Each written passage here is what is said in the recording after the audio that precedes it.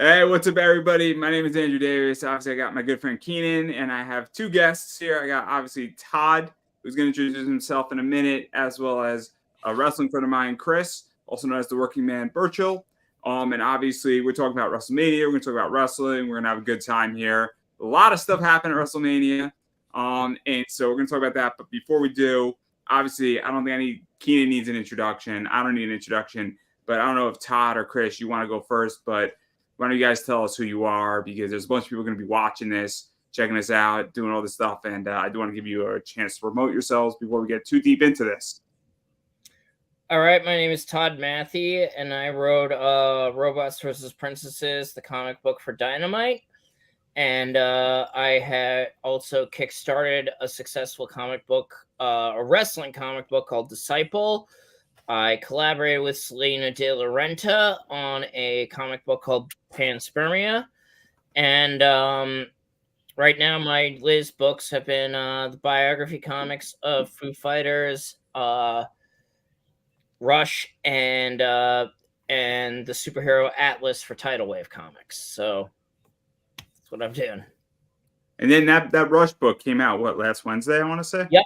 Yes, it did. So obviously it's readily available, and I'm sure there's going to be other stuff coming out with that Rush book. So I haven't read it yet. I'm excited to read it, though. I'm very excited to read it. So I got to pick up a copy of that. But I digress. Just Keenan's favorite word. Fucking pet peeve now, bro. That's what it is. Like, we digress about everything, man. But I digress. How the fuck do I follow that? How do I follow Todd's intro there? I've never written a book or a magazine or a comic or anything like that. I'm an ex-professional wrestler from the UK with a very blunt opinion on professional wrestling. And you have a nice beard. Thank you. Likewise, sir. And me and him are not twins. He's the guy with the English accent. Even though we both are guys with beards, and it just happens. Every old white guy with a beard looks alike. That's true. That depends on the line. Yeah. There's like 5 people watching this right now. They're like, I think I know them. And there's just some random guy they know.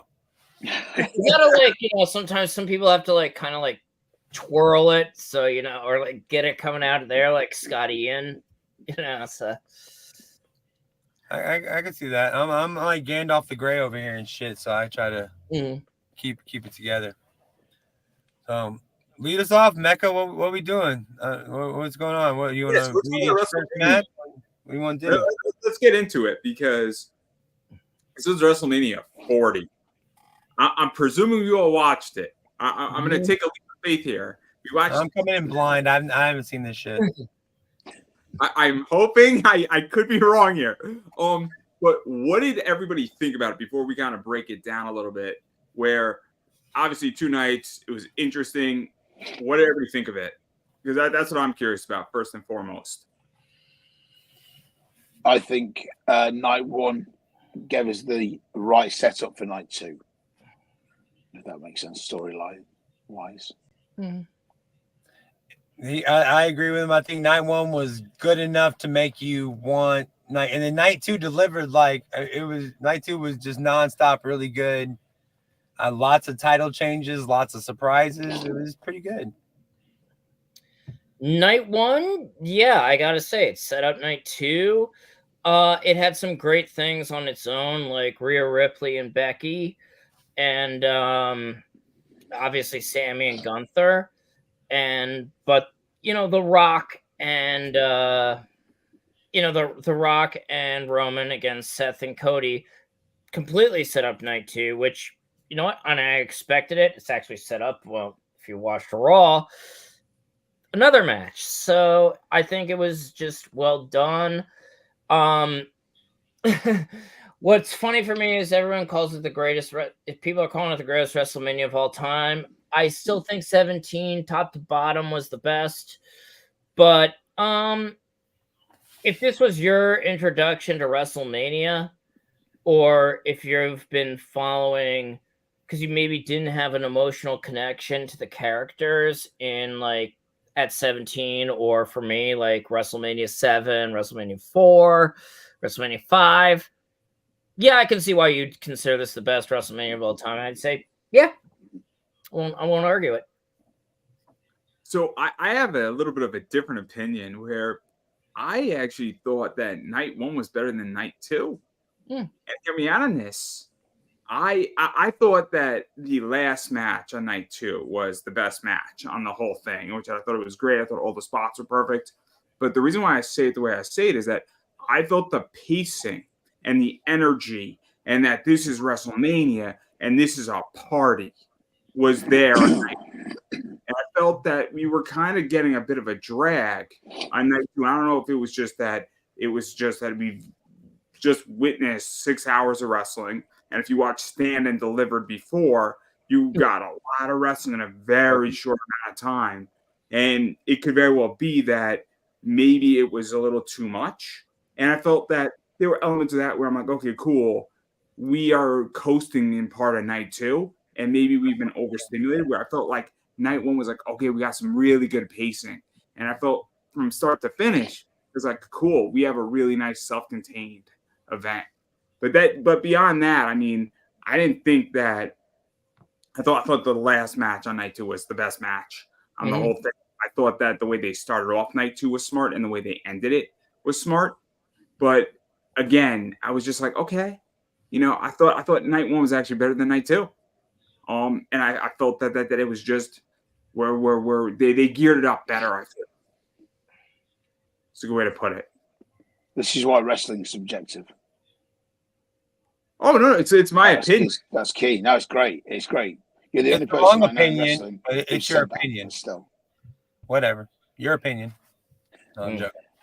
Andy's the only guy that I know that has said night 1 is better than night 2. Yeah. It was free. You could tell it was so damn cold. There was a couple of the weather updates. Yeah. It was pretty weatherman. And I don't want to take it away. It was a pretty good night, but I feel like the best matches from night 1, we could have put it on night 2 and just had an extra long. I mean, I know it's WrestleMania and WWE wants you to be there 2 nights in a row, but I don't know. I feel like maybe it's a lot of time to fill. And I'm an old school guy. I don't know. I feel like maybe I'm unpopular opinion here, but I'm old school, but I was at WrestleMania 35, and I'm gonna tell you, by the time after the Kofi match, we all were like exhausted. We were waiting for Becky, Charlotte, and Ronda. We were just like, okay, here we go. But then we had like, and I'm gonna say like right now, even Cena's appearance with the concert that they did with, we were just like, God damn it, why? And then when they had to do the little break with R-Truth, we were just like, fuck, just come on, get to the main event so we can get out of here. And because, we had to get home and get to work the next day, and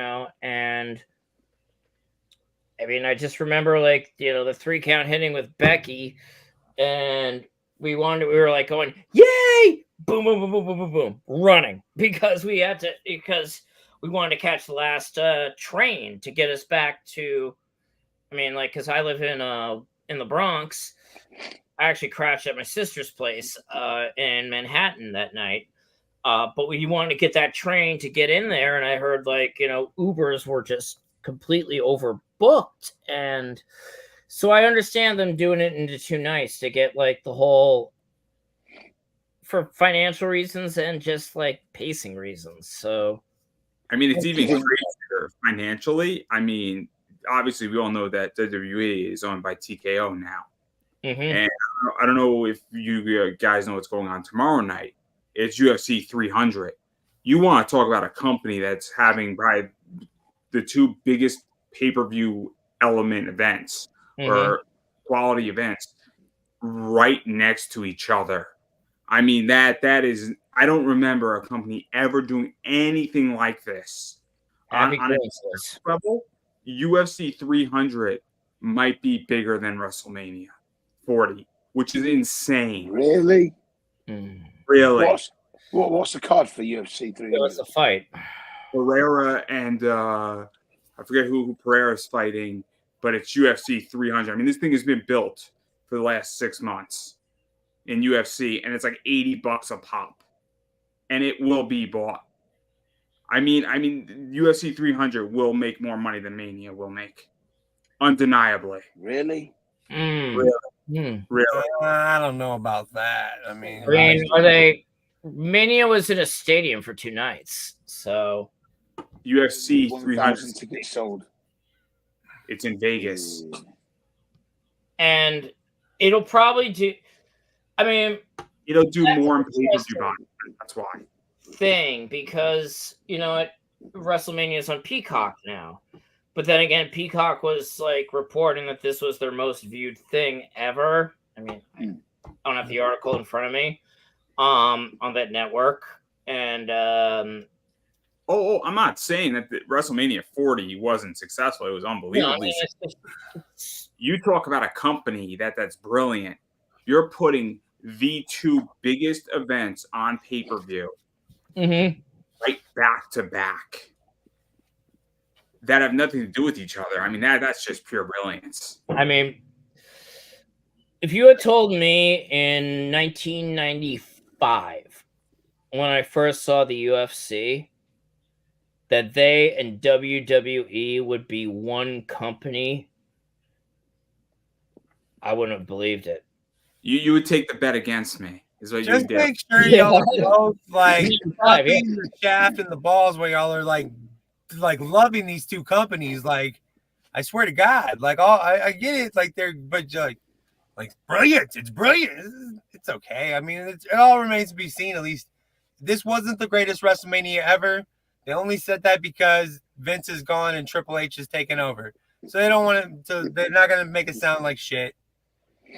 It wasn't shit, but I mean, like, yeah, but it's every WrestleMania they say it's the greatest WrestleMania. Exactly, and it was a good WrestleMania, but I don't think it. And like, I get it, money wise, sustain wise. I get what you're saying. It's so short, or it's so long. We were just waiting to get out of there. Could you imagine paying to see both nights live? How expensive that would be for somebody, and how it just that. Even when you're discussing it, I was like, that's why I enjoy watching this shit at home on Peacock. That sounds great to me. I don't. Yeah, I mean, this is also the thing that I thought was cool about it is that so my friends came over on Saturday, and Todd, you met my friends back at All Yeah Comics, the twins. Oh yeah. So they're not wrestling fans; they're fair weather fans, and we just made it a party where we ordered pizza and we got beer, we got alcohol. It was good. And they were invested in it because it was easy enough to follow. And that's the other thing about why it's interesting on Peacock now is that you have people who are buying Peacock for a lot of reasons. There's a bunch of people who got hooked in for the Miami Chiefs game for, the playoffs, and Peacock will probably do that again. Monday Night Football, people got hooked in because it was on Peacock, a few of those games. People like ordered a bunch of other stuff on Peacock. And now WrestleMania is there. It's there. And that's what's interesting about this is that it probably got a bunch of people who were not, quote unquote wrestling fans, but aren't opposed to it. And there you go. And it's brilliant. So, but I digress. Just to piss off Keenan. Just to piss off Keenan. 5 times so far. We've been on for like 10 minutes. 5 digresses. Fuck. Do you want me to do the Angel Reese thing next? No, I'm good. I'm good. Enough of your phrases, bro. The problem is we don't get Peacock over here, so we have it through the WWE network. But when WWE move over and transition to Netflix in August, September, the subscription for Netflix is going to be astronomical over here. Damn. So, and obviously they're cutting the WWE network on your side, but they're not on ours. So we're still going to get the full catalog, the whole thing, well, until it kind of fades away. And then network is going to boom over here in the UK because a lot of wrestling fans, it's 10 quid over here. And you get all the pay-per-views and Raw. I think what's going to happen with that from what I mean, and this is just speculation, but I'm hearing like, they're gonna fulfill whatever their contract is with Peacock over even when they start on Netflix, because whatever their contract is goes over that. Yeah. But for them as a company, bidding war for the pay-per-views. Yeah. I can see Netflix wanting not only that, but also that library. Having a WWE section on Netflix and all the stuff they They're have. going to get it. They're going to get it. In which that the whole thing's coming, because this is actually the last WrestleMania on Peacock. WrestleMania, there's a really good chance it'll be on Netflix next year. Yeah. Awesome. It's awesome. It's just awesome. And we all know why. Because I was made fun of on this show for buying Netflix at $197 a stock price. Nice. You were all wrong. You were all wrong to the audience. It wasn't this specific fucking show, Mecca. It was that other show you do. This is a different show. Nobody made fun of you for buying. They're dumb. Don't worry about them. They should have joined me. We all would have gone to the promised land together. I'm not. You're not. You're not the. You're not. I'm gonna follow you off the edge of the earth type, bro. Climbed up the ladder and grabbed the belts. Mm-hmm. Represented Raw or SmackDown. There was a moment here. And we missed it. Fuck. Yeah, I'm gonna say. If R-Truth and The Miz can do it, we all can do it. Jesus Christ. If any R-Truth, like there was so many AARP candidates on this fucking WrestleMania. Like it's not even funny. R-Truth, what's the other dude? The from TNA. I can't think of his name right now. Fucking AJ Styles. Yeah, AJ Styles, old as shit. Like I feel like there's hope for me in wrestling if these guys can do it. They all just want to be part of the Judgment Day. That's what this is about. They got to find Tom and Nick Mysterio first. Which I've got to say that was brilliant. R-Truth is the best thing on Raw. You know what? What I like what they've done with him is they've taken his comedy aspect, and rather than just portraying him as a joke running around in like the background, like for the 24/7 title, they put him into a story as like an agent of chaos. Yeah. And he's been fucking up the Judgment Day. Can I curse? I'm sorry about that.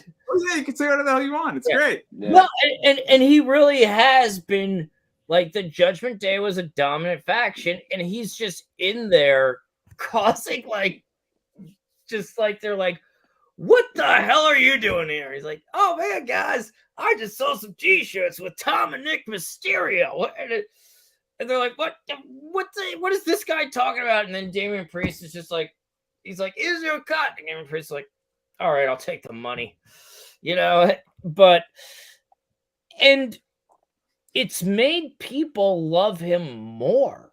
Yeah. And that's really an example of Triple H as a booker or head of creative. I'm going to say booker,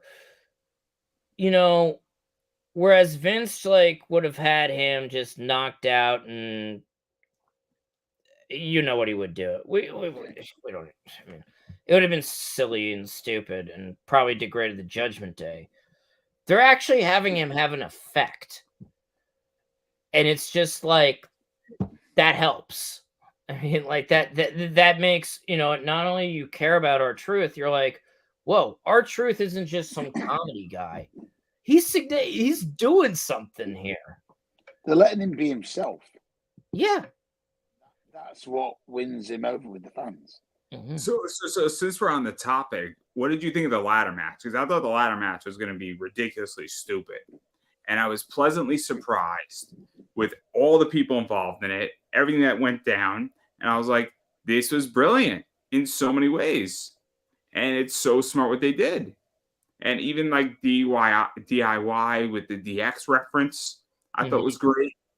I thought that obviously The Miz and R-Truth, I thought, what is it, Austin Theory and Grayson Waller was cool. And I thought it was a unique way how to divide the belts and ununify them. Yeah, it was good that they had two separate winners, although the emphasis was on R-Truth and The Miz. At the end of the match, no, I think a lot of people forgot that Waller and Theory won the SmackDown titles completely. Yeah. I did. I don't know about you guys, but I was more into R-Truth and The Miz. I was rooting for my boys Tyler and Pete, but I agree with that. Yeah, R-Truth and Miz were definitely the stars of the show, and their feud with Bloodline.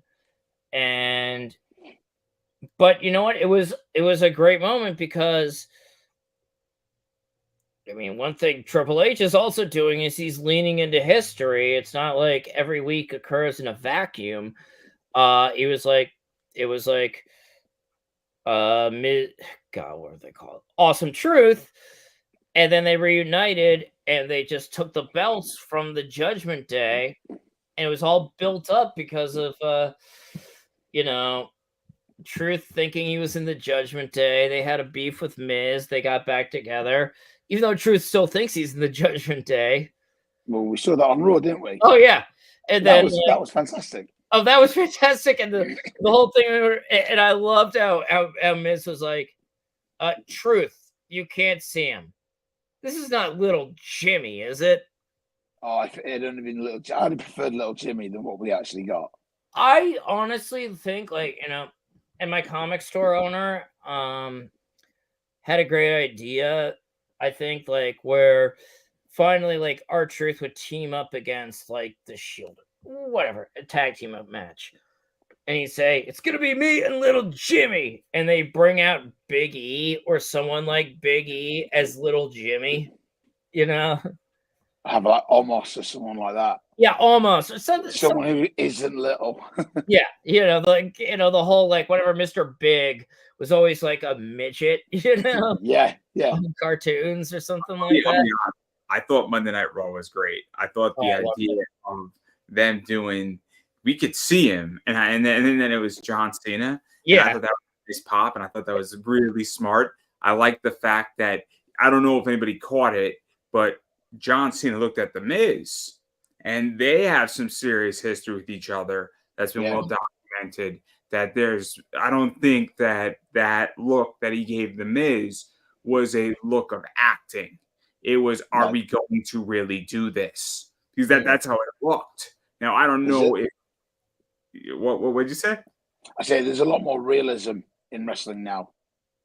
Yeah. And then when The Miz did it, it was interesting. And then I don't know if you saw the end of the match where John Cena was on one of the far sides, and after he held up all their hands, The Miz moved over and put John Cena in the middle, which I thought was a very interesting situation, where I thought it was somewhat, The Miz realizing that John Cena is the GOAT in a lot of ways.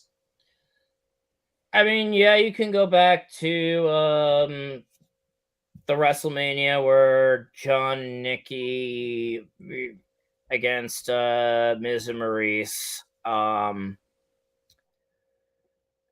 mean, I think Miz knows he's never going to be bigger than Cena, but, because Cena's Cena right now. And, I mean, down the line, I don't really see what it would do to have a Cena and Miz match again. Like I said, I mean, it'd be like, this is what I think it was, right? And we could talk about this now, is that I think in many ways it was an end of an era type thing. Okay. Because I think this is what's going on right now in wrestling. And this is just my opinion, is that a lot of the matches had to do with ending an era and starting a new one. Yeah, and what would you say? Oh, I agree. So I think the idea of John Cena and The Miz burying a hatchet, whether they did it at WrestleMania, or they did it the Monday Night Raw after, and a few other people are probably going to do it in the next few weeks in some way or another, because we are in a new era of wrestling. We have a bunch of new kids coming up. We have a bunch of people moving forward, and that's what I thought that was about. And I just think it was just a proper way how to do it. It's a small little thing, but fast forward 10 years from now, we're going to be like, oh, that's what that was about. And they're putting it in now for the history books. Because I think WWE realizes that wrestling history doesn't go away, but it evolves, and people look back and say, oh, this is what they were doing on a psychological level with all this stuff. So that's what I think that was about. That's just my thoughts. No, Good yeah, word. I think you're absolutely right. They did it with the night 2 as well, with the main event. So they tied up the story with Roman and Seth when Roman hit Seth in the back with the chair. Perfect, because of the turn from Seth on the Shield, 10 years ago. That all ties up now. Yeah. And then obviously the Undertaker crossover with The Rock, with Cena, it all ties in. And like you say, it buries the hatchet with everything. It puts a stop on it, an exclamation point, boom, done, and now we move on. Now what were you saying, Todd? Sorry. now we just need an exclamation point on Cena and Orton, because if they ever wrestle again, it'll be too soon. I've seen Do you want to see that? Cena and Orton. Do you want to see that, Todd? No, I don't want to see it ever again. No, same. It's been beaten to death. Let me ask you, do you want to see them wrestle each other, or would you rather see them in like a tag match? Or I probably prefer the tag match if given the choice, but Cena and Orton in a wrestling match, nope, been done. They've done every single scenario with it. Yeah. It's over.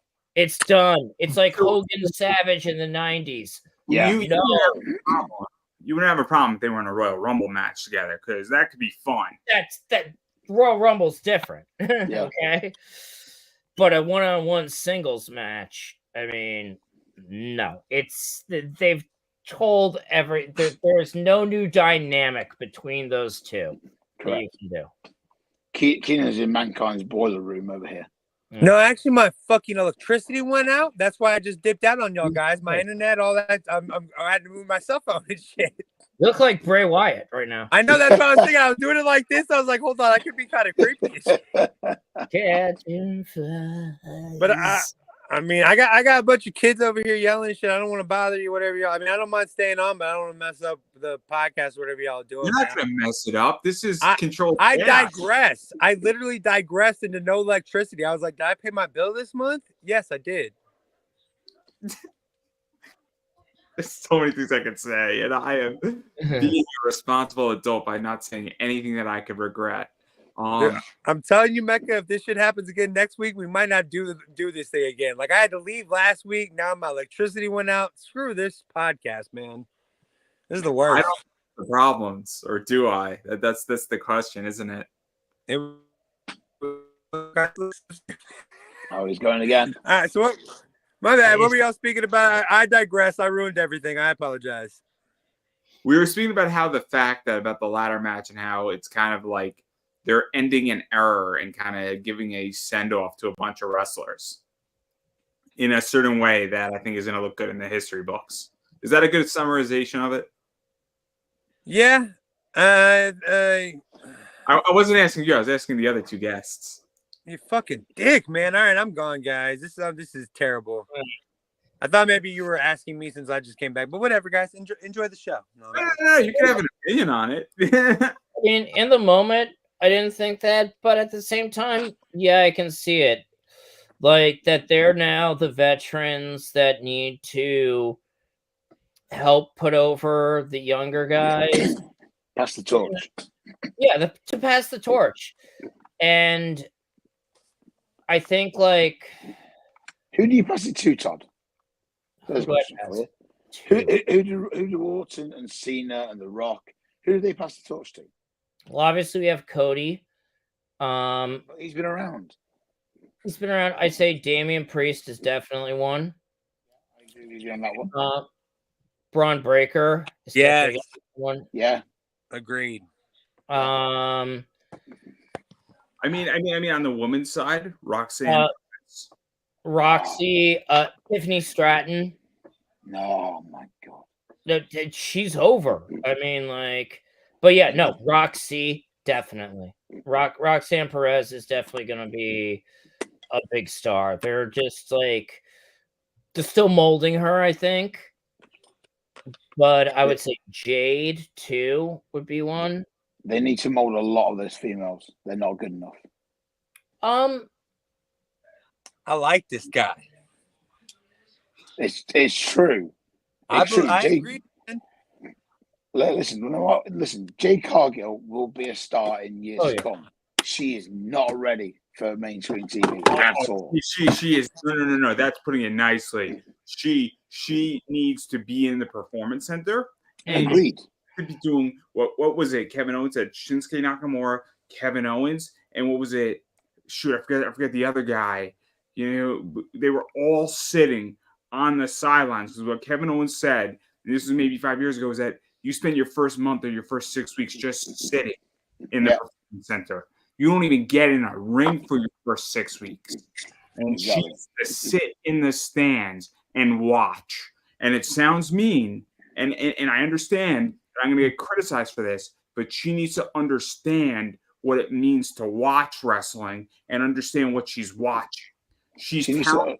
Oh yeah, I mean, but she's nowhere near ready. No, I think like they made a big deal out of her signing, so it's kind of like, where's she gonna go? I mean, my dad is always asking me, "Hey, where's Gable Stevenson? You know, the Olympian who they signed." And my dad's like, "Yeah, he'd kill every single person on that roster," which he would. But I'm like, he's not ready for TV. They've said that they want to probably do something with him and make him a big thing, but he's not ready for TV yet. He tried it with Baron Corbin and it didn't work. Yeah, it didn't work. It was cool to watch it, but it wasn't good. And it wasn't Baron Corbin's fault, and it wasn't even Gail, Stevens' fault either. It was just a bad combination. But the thing is, though, Andy, is that they're not going to say no. So those guys come in. If someone like Triple H comes up to Todd and goes, right, you've wrestled on the Indies for 4 months. We think you're TV ready. Todd's not going to say, okay, let's go on TV. Do you know what I mean? He'll agree to that. He'll say, yeah, cool, let's do it. He knows for a while he's not ready. But you're not going to turn away the opportunity because you don't know when it's going to be given again. Right. Which is the interesting thing about Jade Cargill is that with AEW, we saw all of her first ever matches. Mm-hmm. Preparation, nothing. 36 matches on TV, and she was shit. She had a Goldberg-like vibe. She just did her moves of doom, and it worked for her. It didn't work. For me, Todd, with all due respect, it did work. Mm-hmm. They exposed her too much, and that showed how poorly run the company is at AEW. Well, that's a whole nother show, but it is, but it's true. WWE should know better. I think, I mean, like, once again, I'm just saying they made a big hype deal. They had to get her out there. But I think, like, what they should do is just be like, all right, Jade, you're on SmackDown.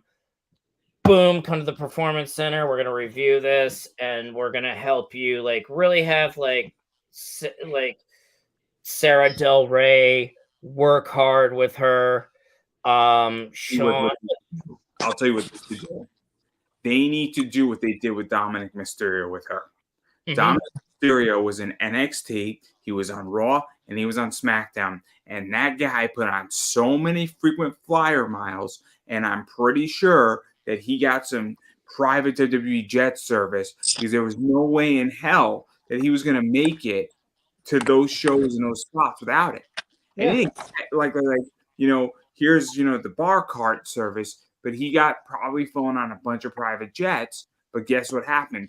He became brilliantly fucking good in a very short amount of time. He was being coached probably on that jet. They were just like, all right, this is what you need to do.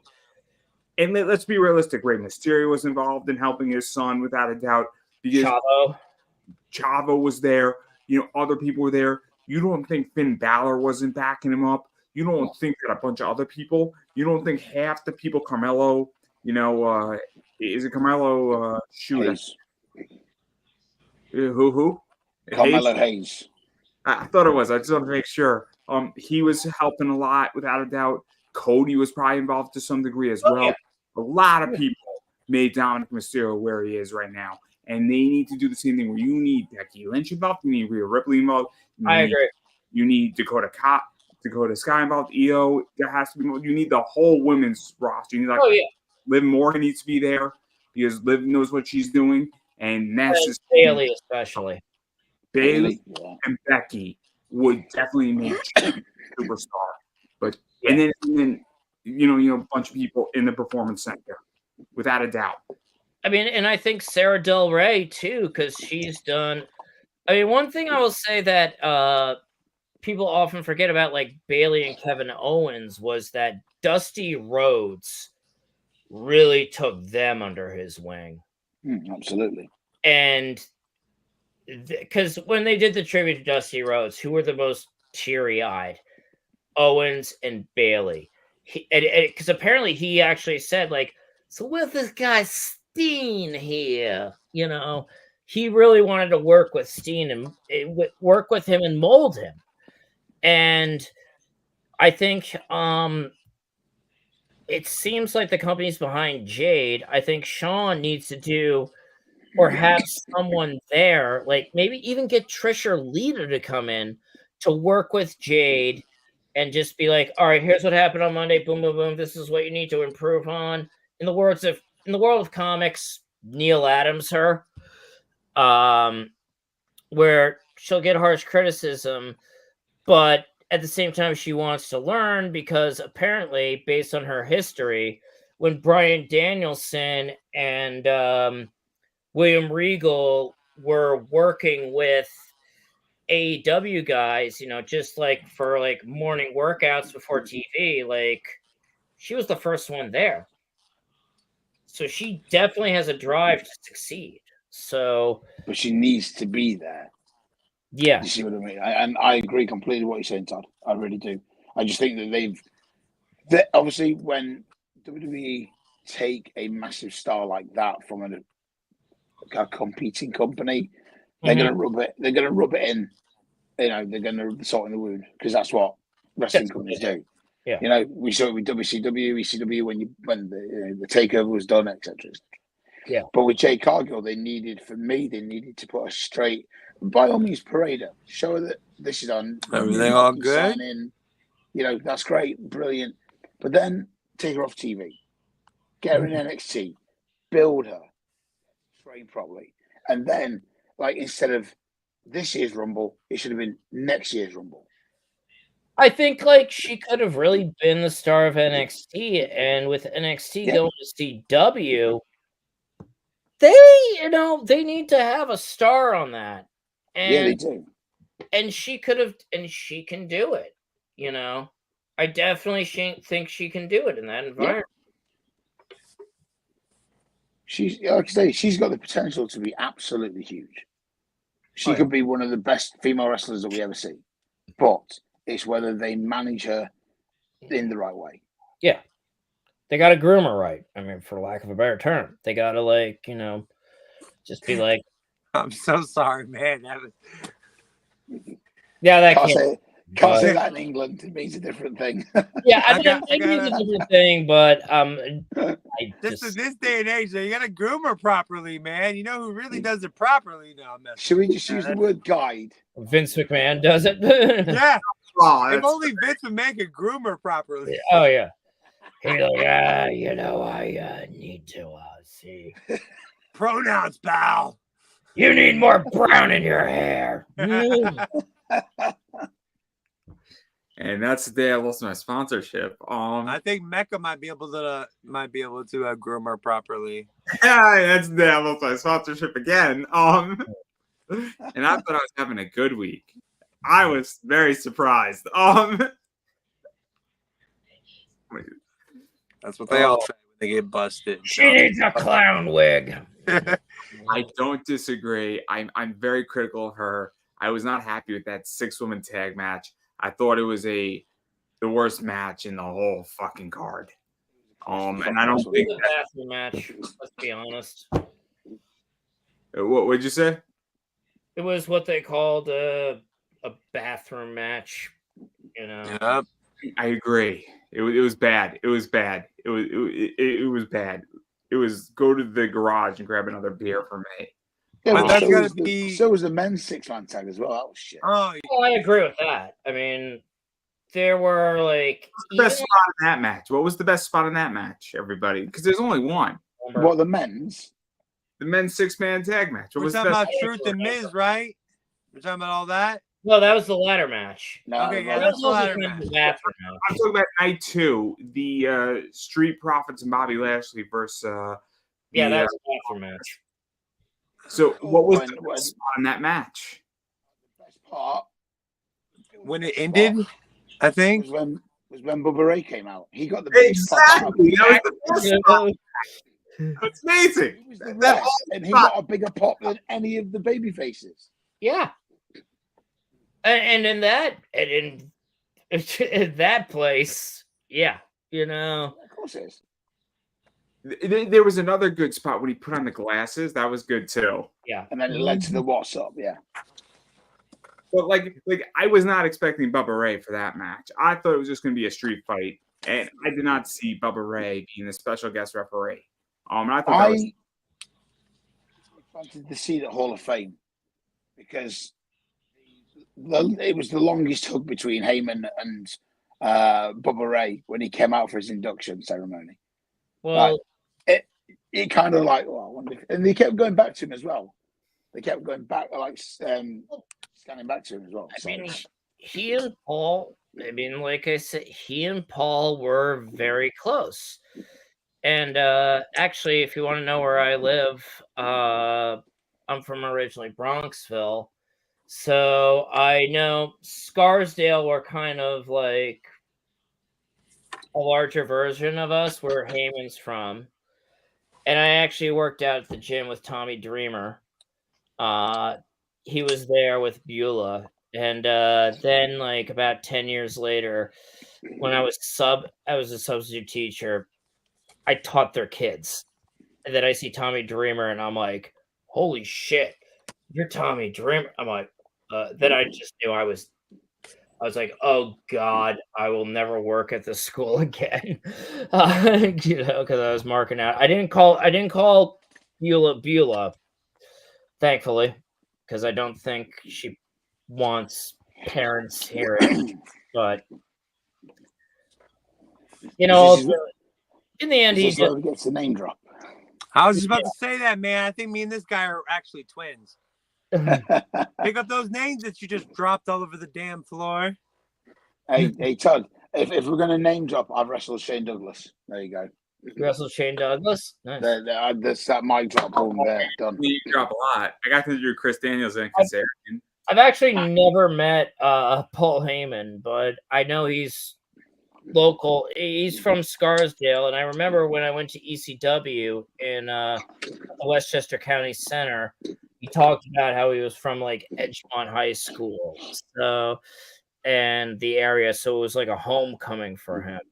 There's also a night New Jack duct taped some guy to a table, then jumped off the balcony of the county center, and we all thought he was dead.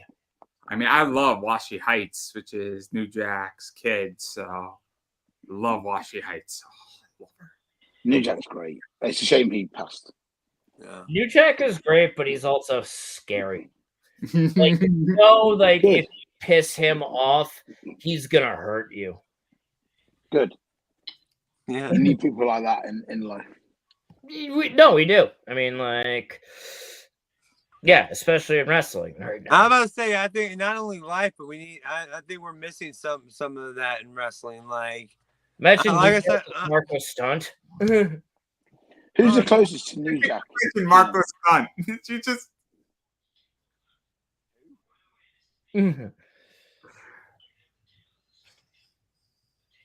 Just continue. Just Okay. I'm What? out of words. New Jack would be like, I have to wrestle this? You don't want me wrestling him. You don't. The thing is, on the indie scene now, you wouldn't be able to have a New Jack because you just get plastered all over social media as being like racist, homophobic, and all that kind of shit. So you wouldn't be able to do that, unfortunately. Even if you chose not to, there was a big thing over here. I don't know if you guys know about it, called the Speaking Out movement. You probably heard about it. Oh, during, that's where COVID. Joey Ryan got nailed. And over here, there was a lot of people that got nailed. Oh, yeah. And a lot of guys like myself, we refused to work on shows with abusers. And internally, some of the people were blackballed because they didn't want to work with people who groomed, and obviously I don't want to get Andy cancelled, but the amount of stuff that went on, that went to court, arrests, jail time, a lot of the good ones in the business, myself included, we just decided not to get involved and go on shows. So for not to get us all in trouble here, but I've had conversations with a lot of LGBTQ wrestlers, both publicly and privately, and this is a very complicated topic where Very much so. There are schools where they're like, we want to leave it better than we found it. And then because when you speak, especially in that sector of wrestlers, some have the best experiences on the planet and some have horrific. And it is the spectrum. And some people and also there are wrestlers who are LGBTQ. Say, I got treated like shit, but everybody else in the school got treated like shit, but we didn't get trained poorly. We got treated in a very harsh way that made us better wrestlers. So they say, I felt discriminated against, but the person who was straight next to me also felt discriminated against, which is a very weird conversation you have. But they're like, I'm a better wrestler for it. They probably, and I'm just like, just from what I've read, listening to like old school guys, they were probably testing them to see how tough they were. Because, I've heard stories about, I just recently I'm in the middle of reading Stan Hansen's book. And if there's anyone on the planet who was a tough guy, it was him. And he said that he was glad he did not break it in Florida because he didn't even know if he'd do it because of what like Eddie Graham and Bob Roop put guys through.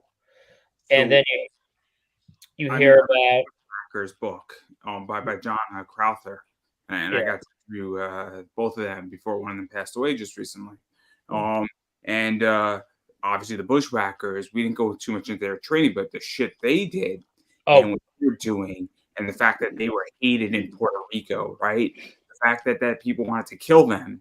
It's so crazy with the Bushwhackers. They were like these fun guys in WWF, but then you watch them in like Puerto Rico, they're biting chunks out of people's face. It's nuts.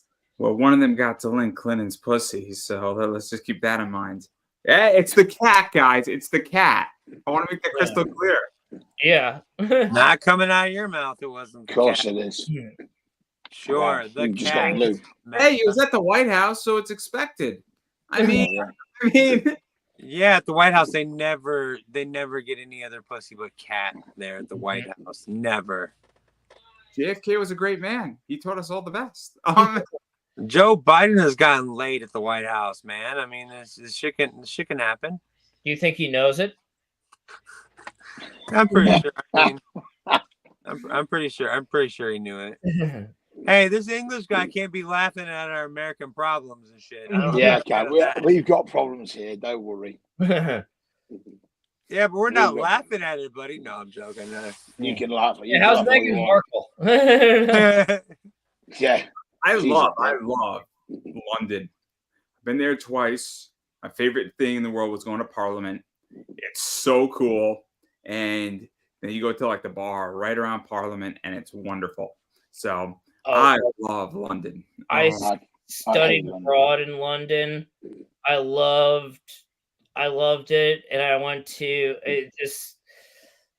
I loved going to like the comic shop Orbital because at the time it was just like you went downstairs and it was like this hidden treasure of like back issues. They had like UK Transformers issues and UK Transformers fanzines, and I bought them up.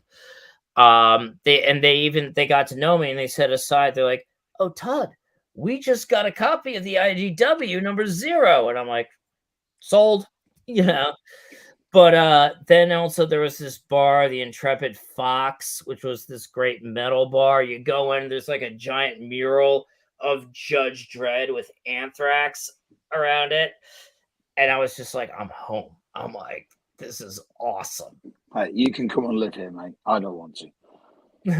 Bloody Honestly. wankers. That's exactly what you guys thinking right now. Yeah. Every American wants to go to fucking London. Don't. I've Turn England. around. Every Turn around London and wants to stay go in to New America. York. So Stay in the States. Yeah, you don't want to share that free healthcare you got over there, buddy. It's all right.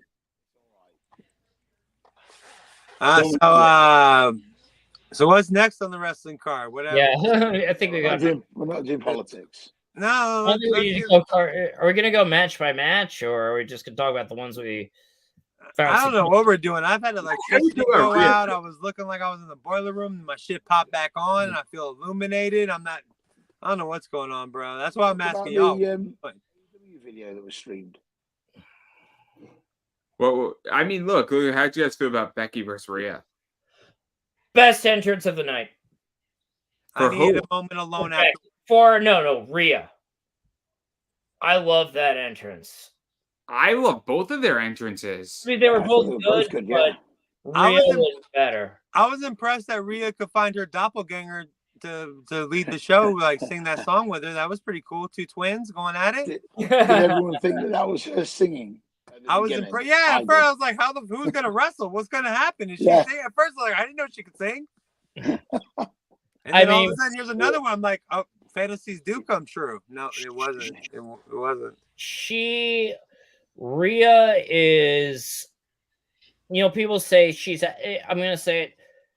She's one of their biggest overall stars. I mean, we knew she had it, but like with Dominic, when she was just like, "Oh, it's okay, little dum, Mammy's here," and how she's kind of taken control of Judgment Day, but when she comes out, she kicks ass. Todd just ruined some shit for me.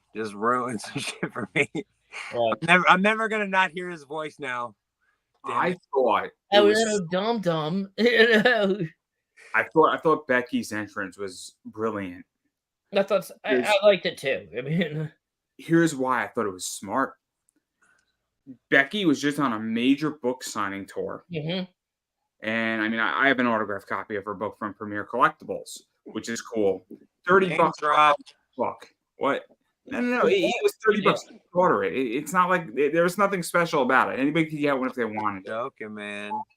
But my point is that she just was on a major book tour, and then she comes out and they're promoting her book on a stage in front of a bunch of people, and WWE's getting a piece of her book, and that they must sell. Well, she's on their publication thing, right? That's what that's the whole point of it, man. And then so smart, because guess what? They probably sold 10,000 books within 5 minutes? Yeah. Easy. So great. That's why that was so smart. Brilliant. Just brilliant. Marketing to its max. Oh, WWE always great with marketing. I'm waiting for the Becky Lynch, Seth Rollins sex tape. That's what I'm saving my money for. That's just gonna go hard. And your daughter was conceived. I'm not gonna know which one's which at first, because they're both gonna be wearing dresses and shit. But we'll figure it out. Actually, I mean, that book is on my docket. I'm reading the new book about Macho Man right now. It's a solid book. It's a good one. I'm halfway through. I'm enjoying it. I'll put it this way. If you had to pick Chris Jericho's last book or Becky Lynch's book, pick Chris Jericho's last book. Because Chris Jericho's last book was great. Which one is that? Well, he's got like 42 books out right now. What's he's written a lot of books. I mean, like his first 2 books were great. I liked his take on Harry Potter. It was good. I can't think of the name on Chris Jericho's last book that he wrote, but brilliant. And the way it feels is that you could tell it's his personality, if that makes any sense. When you're reading an autobiography or a biography, sometimes you can tell if it's their personality. With Chris Jericho, you feel his voice. Yeah, his first. I mean, like those first 2 that he wrote were phenomenal. I mean, and this third one is up there. It's the same vein. If you like the first 2, unbelievable. But Becky's book, it doesn't feel like a Chris Jericho book, but you definitely feel Becky in it, and you Becky speaking. And you feel it, and it's a good one, and it gives you a little bit of a different viewpoint on her, for sure. But I don't want to ruin too much of it. All right. I mean, one book I have and I went to the autograph signing for was AJ's book. AJ Lee, yeah. Nice. And she's very friendly. Like when it was at the time I was promoting Robots versus Princesses, and she was like, "Oh, I'm Team Robot." She's like, "I used to shove Barbies in the drain." What are you talking about? Funny AJ Lee story. So I donated to her charity, and I got to spend 30 minutes with 3 other people. And so it was Q&A time. So I said, "Is Coca-Cola allowed in your house?" And she thought that was really funny because her husband's CM Punk, and he's a Pepsi guy. It was brilliant. And then I followed up saying, "So you're Team Joe, right?" Because CM Punk has a Cobra tattoo. Oh, just she got the joke immediately. Everybody got it too. If I I never got to ask CM Punk this question, but I want to know which version of Cobra he likes: Cobra Law or the used car salesman. That is right. Cobra was a used car salesman. I forgot about that. I mean, the original G.I. Joe comic is probably like my island comic book. So I love that. I mean, like, I love that run. I love how Larry Hama just seeded like plot lines in it. It was like X-Men in the military meets James Bond, So I just want to know. But then again, like, in the cartoon, we had Todd, I have to stop you because knowing is half the battle. Oh, yeah. And I don't know if you're reading the new Skybound series, but I am not. I'm so indie now. I haven't gone to a comic shop in like 3 years. I haven't ordered anything directly from the market. I'm kind of done with that. Not to mention that I buy a bunch of books and I sell a bunch of books. So a lot of what I'm buying is wholesale, and it's not anything that is mainstream because that's not where the money's at. You've gotta get into the Energon universe. I'm telling you right now. Real quick, guys, I don't want to digress, but I thought this was a wrestling podcast. I mean, me and this other guy, we look like twins just sitting here.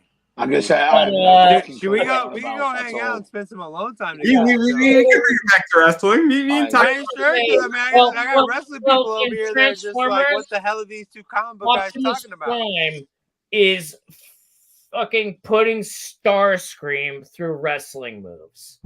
He's nailing the Rainmaker, and he's nailing a belly-to-back suplex. So that alone, read the new Transformers comic book just to see Optimus Prime kicking ass using wrestling moves. So, fair enough. I'm gonna look into it just to appease Todd, just to appease you. You will not be disappointed. Oh, we all got to make Todd happy. Ian, stop revealing our secrets. But these are y'all secrets. I feel scared for what's let's get back to wrestling because I digress. I don't. Let's talk about Bailey versus Io. Oh, I was surprised about how I like that match. I'm not a huge. Again, we know how I feel about square job women. Not a huge Bailey fan, but that was a good match. I liked it. Bailey was, as my friend as my friend Denise always said, she was always like, Todd, it's your boo. And she's just like, your boo is Punky Brewster, with Bailey, because at the time, but she's gone. Holy shit, that would be a great character for Bailey, a Punky Brewster's. A great idea, dude. Good job. But she's gone beyond that, and I just feel like you wanted to see her win because, once again, the story they built, and She got Bailey, punked out by some Asians. We got to see her win. I mean, well, Look, he's not going to back me up on that one. well, yes, it was, but I don't think Chris's opinion on this. I really do, because then Yeah. I want Chris to explain his opinion on Bailey, because I got a feeling it's either going to be really agreement or it's going to be I disagree completely. You're all wrong. Yeah. No, I'm not the biggest fan of women's wrestling in general, but Okay, I think the star of that match was Io. She made that match. You could see how good she was. Bailey was there. She was the pawn. She got involved. The storyline obviously started back in WrestleMania last year, and it's unfolded to the point where people like to see Bailey, and the fact that she has a great ass as well is fantastic for guys. But Sorry, we're guys. she does work out, and I'm glad she does. All right, Chris, move on, dog. Question. I want to ask a question on this.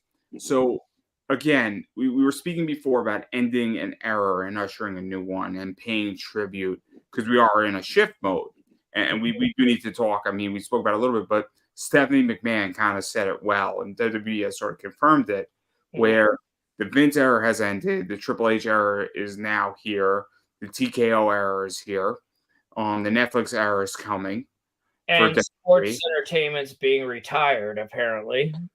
Well, we can figure that out later on. I'm not so concerned about that, but this is the last thing Bailey had to do in WWE. So there is a position that Bailey has, in a lot of ways, helped carry that company, whether you think she's great or bad or whatever. Yeah, I agree. She has done a lot of work in the women's division, and the only thing she hasn't done was she got her Royal Rumble win. She's held both things. She's a Grand Slam champion, right? Mm-hmm. And the only thing left on her docket to put her into the Hall of Fame as an essential women's wrestler and as a stable and as a foundation, and a foundation that they could tap when they need to, is a win at WrestleMania and a title win at WrestleMania. Yeah. And so I think WWE is just setting up use case of her for the next 10 to 15 years or even 25 years. And I think WWE is getting really smart because they did it with Lita well. They're doing it with Becky. They've done it with Rhea. And I think that's what this was to some degree. Not to mention that for the next 4 or 5 months, we could have a fun Bailey run. And then whoever beats Bailey gets a pop. Real quick, one question. Are you literally talking about you think Bailey might be in the Hall of Fame someday right now? Absolutely. Yeah. So then the Hall of Fame, it really is nothing, and it means nothing. WWE Hall of Fame is nothing. Is nothing. Because I mean, like, Bailey's a decent wrestler. She's been on it, but I really feel like she's one of the biggest wrestlers because, like, I agree with Chris. Women's wrestling ain't all that. I think you get away with like 5 women's wrestlers on this thing. Okay. She and Sasha had one of the best wrestling matches I ever saw. I was at that match. Everyone was into it. They were stop you, Todd, for 1 second. Chris, just breathe. Just breathe. Okay. Yep.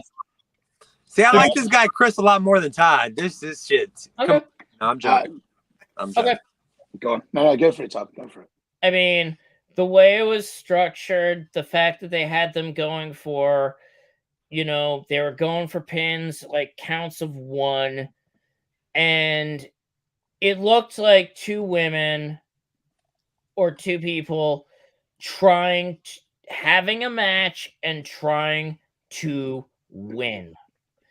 And it was just and everybody was behind Bailey, but also at the same time there was a group behind Sasha. They were into it, they were cheering. The whole vibe, they had that arena that night. Okay. Did you enjoy that match, Todd? Yes, I did. Then that's all that matters. Okay. Yeah, that's a good match. But That's it. still just one match. Sasha love Banks wrestling. she is massively overrated. I don't think she's that good at all. Do you think she's $5 million overrated? She's not worth £5 over here, to be fair Wait, to you. we're talking about Sasha right now. Yeah. Bailey's a different kettle of fish. I mean, look, I'm gonna say Sasha, and I think even Triple H said, "Yeah, take that money." Let me ask this question, because I think Sasha, I understand why AEW is paying her a lot of money. Yeah. I don't think she's worth what they're paying her. I don't think they have an option, though. Yeah, they do. They Send it to New Japan. Send it to New Japan. End of. She's coming to AEW, and they've published what she's earning. That internally is now pissed off every single female in that locker room, regardless of the status, regardless of whether they've won championships, or even regardless of whether they're good enough to be in AEW and on TV. They've created chaos. You and me, Chris, could build AEW's women's roster that would destroy WWE's women's roster for legitly a third of what WWE is paying their women's talent, and they would destroy them, and they would make more money in the long run with ease. With ease. Because where would we go? We would go to AAA, we would go to New Japan, and then we would go to the Indies. And I guarantee, I'll name a wrestler right now who I love, Aisha Raymond. She's killing it in Japan. She's a British wrestler who is a black British wrestler who's living in Japan working for Seedling. Did I upset you, Chris? No, she's shit. Sorry. I love Chris so much. And I've been on shows with her, and she's dog shit. The best female wrestlers to come out of England: Nikki Cross, who was Nikki Storm, Rhea Ripley, cut her teeth in Progress and did a lot over here. Tony Storm, right? Yeah. Kaylee Ray, right? And Piper Niven. That's it. Any other British female wrestler, an Alex Windsor, a Babe Priestley, no. Just what about Mariah May? Whoever you're sleeping with, you get a good ride, don't you? You get put on the right shows. I'm going to throw another name out there that's not British. How do you feel about Megan Bain? Who? Megan Bain. Do you know who Megan Bain is? Not a clue. Megan Bain is signed by AEW. I think Megan Bain's better than Sasha. But she what AEW did is, then this is what I like what AEW did. They signed her, and then they sent her to New Japan to get better, which I thought was brilliant. You basically signed somebody to your company and said, we don't want you to come to our company for 6 months, and we want you to wrestle in New Japan because you're going to get better. And wrestle in Stardom, which is I'll wait to see if that happens. I don't think they could just do that for a lot of their wrestlers and just get shit on track. It might be competition. But here's my argument. Showing the incompetence of Tony Khan.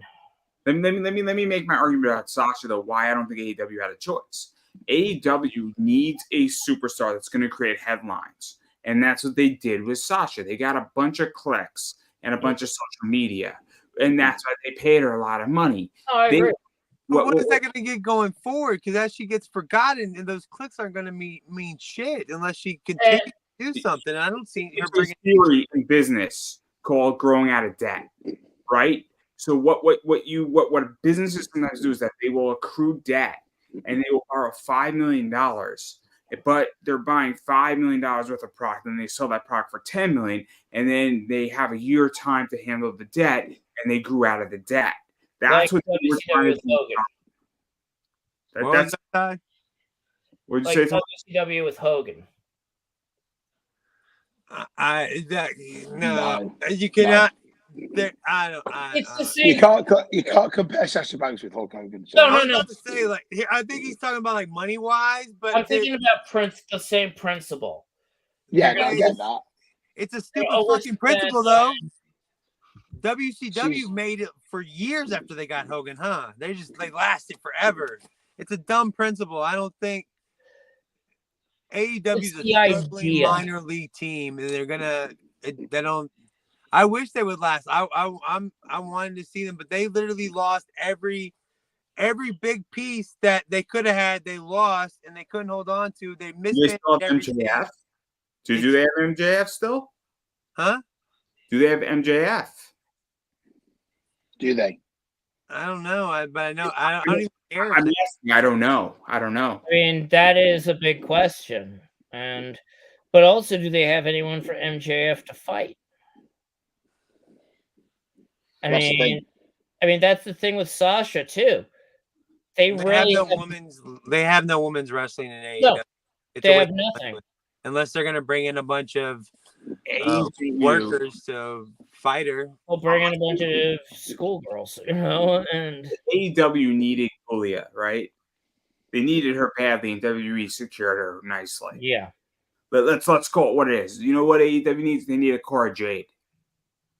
And they don't have that. So WWE has secured a lot of pieces that they're not necessarily using in the best way. Did WWE need Jade? Probably not. But was it a nice fuck you to AEW saying we have money and we know how to do shit you don't know how to do yet? Yeah. And when your talent's not happy and we recognize stars, we're gonna take them. And that was a big shot. I mean, they just cut a promo on Triple H, right, referencing John Cena with Will Ospreay. That promo is the stupidest fucking wrestling promo in the world. Because what did you do? You basically Stephen A. Smith, Jason Whitlock. Congratulations, AEW. You just gave provenance and relevance to a company you're trying to compete against with two people who have made wrestling better in the last 30 years. The sad thing about it is the most popular wrestler on AEW is CM Punk. With the company. Oh, God. CM Tony's Punk. counting a rating. He got a rating because of a guy he fired. Exactly. Do you know what the worst thing about let's that? show him fight somebody for 5 seconds, and yeah, it's fucking He stupid. put him in honestly, the stories, if we can go on this, the stories about it made it sound worse than it actually was. Like when they were like saying he was choking him, I'm like, he just had him in like a front face lock, and I guess like boom, they bumped into some monitors. And okay, so Punk yelled at Tony, because I can see that most likely from the thing where he said like you're a clown, blah blah blah, I quit, whatever. I couldn't see that, but I can see him saying that to him right there, and that's what got Tony scared for his life. Honestly, the guy's a man-child. The worst part about AEW is competition breeds greatness. AEW is no competition for nothing. There's no point. It started out like I remember watching the first paper, like, oh yeah, I kind of like this. This might be good. Cody Rhodes and Goldust going at each other or whatever. Like, I enjoyed it, but then it just it was a schizophrenic company when it first started. Let me put it this way: we talk about competition. We talk about Tony Khan versus Vince. And I understand Vince is a bad word right now. Vince is the type of guy that if you're flying on a plane, he's gonna try to put you into a shoot hole and get your ankle. Oh, he would. So I mean, we could say a lot of bad things, but there are people who say, "Look, I enjoy screaming and yelling.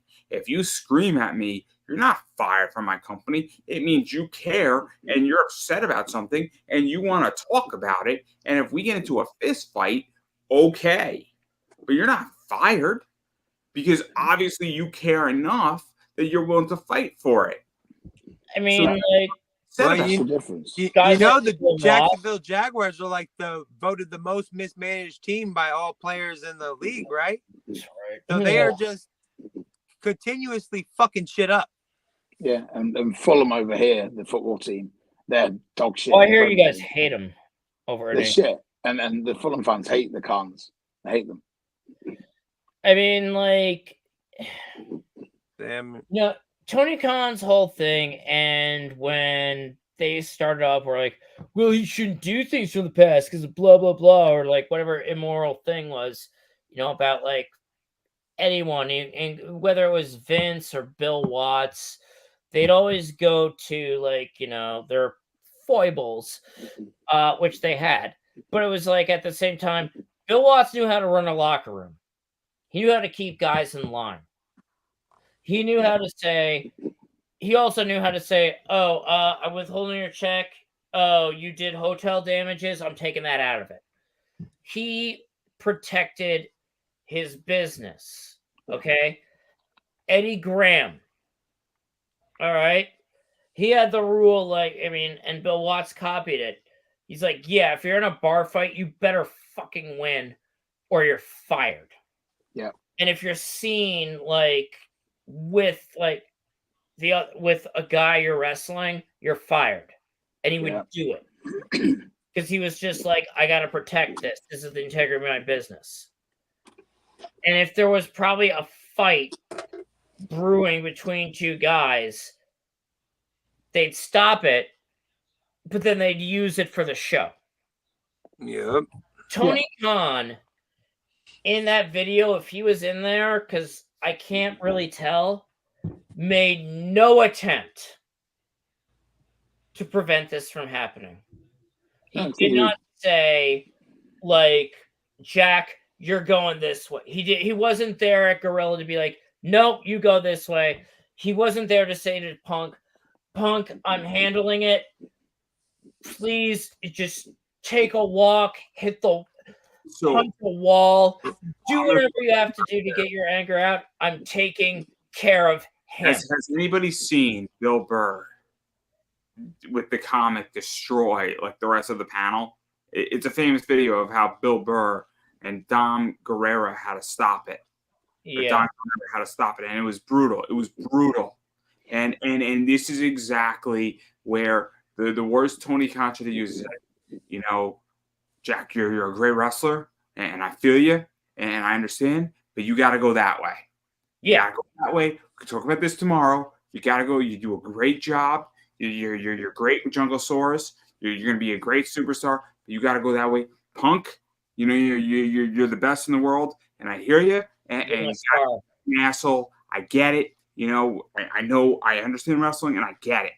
But you got to go that way. And that's where it should have stopped. It should have been like maybe now. Maybe Tony wasn't the guy to do it. Maybe somebody like Goldust should have. Maybe another wrestler needed to do it. And Slow Joe apparently did it. Well, the boss should have fucking done it. He couldn't have done it. He's weak or whatever. He's weak-minded. He can't do it. But when you work a job, the boss, the person that pays you, you don't need another wrestler or some assistant manager to come back you up. I'm going to challenge you a little bit on that because, and maybe I don't know how Chris you feel about this, but I'm not a wrestler, right? Mm-hmm. So I don't know if I can tell a wrestler in a wrestling circumstance that they'll respect the position. Now, it could be authorized by me, the boss, but it might need to come from a wrestler to a wrestler. No. Because it might, and I understand that Tony Khan's the boss; it's his show. But there also gets a point where certain things need to be said from somebody else. Who can do "You're fired" in a good Vince voice? Because I don't want to diminish that. I don't know. I don't know if that's true, Chris. So obviously, but that's how I see it. Is that I feel another wrestler needed to do it. Maybe for Undertaker Wrestler Court or something, you want to argue about some shit. But when it comes down to bare bones decisions, who do you think took the punch from Bret Hart? Vince McMahon did. The boss takes the punch. In the end, you're fired if you fuck up. If you want to go against me, fine, you're fired. Like I think so. From a professional standpoint, I've been in locker rooms where I've had fights with other wrestlers just for altercations or fuck ups in the ring, and you let the guys fight, or the old school ways, you let them fight, and then afterwards you have a drink. All right, it's simple as, or you fight before the match, then you have the match, and then you have a beer and you make up because tempers are high, adrenaline's high. But for me, it's always down to the boys to break up the fight. It's not for management or agents or producers. Let the wrestlers that know the business sort the situation out, because Tony Khan doesn't know the wrestling business. Yes, he's got a photographic memory of matches and times and attendance records and stuff. You read Meltzer's newsletters? No. I don't believe anything Meltzer says. Sorry. Did you think that Tony Khan, from a business standpoint, if Punk is going ape shit and disparaging the company, that's a different circumstance, though, right? Completely, versus a wrestling fight. As in when he did the post interview and he was sat next to him, is that right? Is that what you're referring to? Yeah, when he's belittling everybody. Yeah, I think after on page in the box and stuff, like making some comments. He needed to Tony Khan needs to step up and stand up for his company, and at the moment he's not. Can I clarify? Can I ask something real quick? Because I guess I might understand something. But what was the fight originally about? Was it about the bullshit that AEW is and specifically paying attention? Because that's what I thought it was, like specifically paying attention to bullshit wrestlers that you shouldn't be. And then no. Personal. This was personal. It was. Okay, so it was between CM Punk and this wrestler. It didn't have anything to do with Jack Perry. Well, which fight are we talking about? Are we talking about the first one, Jack Perry and right. The first one was with the Bucks and Omega. No. Oh, so the post match interview. Like I'm wondering which one we're talking about right now. Right. So let's clarify the post match conference with Punk and Tony Khan. When Punk went off on his rant, that was about Hangman Page and the Young Bucks. The second incident was at All In at Wembley, where he had the backstage fight with Jack Perry. So there are two big moments there where Tony Khan should have stepped in and said, "Look, you can't do this. Let's just take a breather and we'll, talk about it. We'll sit down, we'll sort it out." Like you should do as a boss. Andy, if you went to work, let's just say you went to work and you started a fight with a colleague, what would happen? Fired. You get fired, wouldn't you? Yeah. Probably. It would depend. It would depend. If there was a circumstance and my boss was like, you know what, guy deserves a sucker punch, man. I'd probably there's every once in a while, there's the 1 in 10,000 that you get a raise. That's rare. Because just the liability alone, Before we get too much further, I would be escorted out. I wouldn't be fired. I'd be escorted out, right? So there wouldn't even be a firing. I would be escorted out, and then I would be fired probably the next day by a phone call. Yeah. So there you go. No, I get that. I just think that for the wrestling side of things, Tony Khan has handled it all wrong. And by getting them to produce, segments on Dynamite and Rampage where the likes of Edge gets to like a free flow, Will Ospreay starts banging on about, Triple H, that's all come from the top. He didn't even use it. You have a fight. You have a legit fight between two wrestlers. This is what you do. You quote unquote fake fire CM Punk, right? So he's suspended. You don't suspend the other guy, and then you play this thing off, and you just heat it up. But you reprimand people. But in wrestling, I don't think you can fire people for having a fight. The whole thing is predicated on fighting. It ain't ballet. We have a picture calling us out. I think it is. Isn't it called I think I've heard wrestlers refer to it as being like a physical ballet or combative ballet or some shit like that. I'm not for sure. Yeah, athletic spectacle. The thing is, the worst thing about all this stuff is there's never going to be a payoff. So we're never going to see what would actually happen at the end. No, I mean, and I agree with you completely. Like, you're kind of booking something that will never happen. Then people are like, "Oh, Sean and Brett, at the end with the midget and everything." Yeah, but that led to Owen Hart coming back. Yeah. what I mean, like, CM Punk's not going to be there. And if we're going to be honest, let's just face it, you don't even need to have a match, really, with him and the Young Bucks or Jack Perry, because he won the fight. So, when it got physical. He won the war. He didn't win the fight. He won the Oh, war. I mean, look where he is now. And I think that's what sticks in the craw of the Young Bucks, because they really thought that they were the arbitrators of who should be in wrestling and who shouldn't, in a way. Kind of like how Joey Ryan was for a while. For some reason, I don't know why. And it just proved, it's like, oh, you kicked your asses, then you kicked this other guy's ass, and Triple H is like, hey, come back to WWE where you had problems. And it was, in many ways, just like a complete and utter slap in the face to their mentality.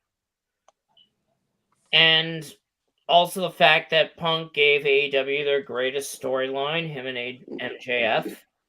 Highest ratings, highest merchandise sales, highest pay-per-view buys. He outdrew them. The guys who were who revolutionized everything, they got outdrawn by him. And they were jealous. And they were pissed. And it's even crazier because look at the parts that AEW lost to WWE. Cody Rhodes, CM Punk. Yes. You want to talk about a fucked up situation and a double slap. That's kind of it. And then they lost Brandy too. And Brandy, you might not think Brandy's important. Brandy's important. When she got a pop when she came out at WrestleMania. Yeah, she will do. But you got to think about it. If one of your VPs quits the company, there's something wrong. Yeah.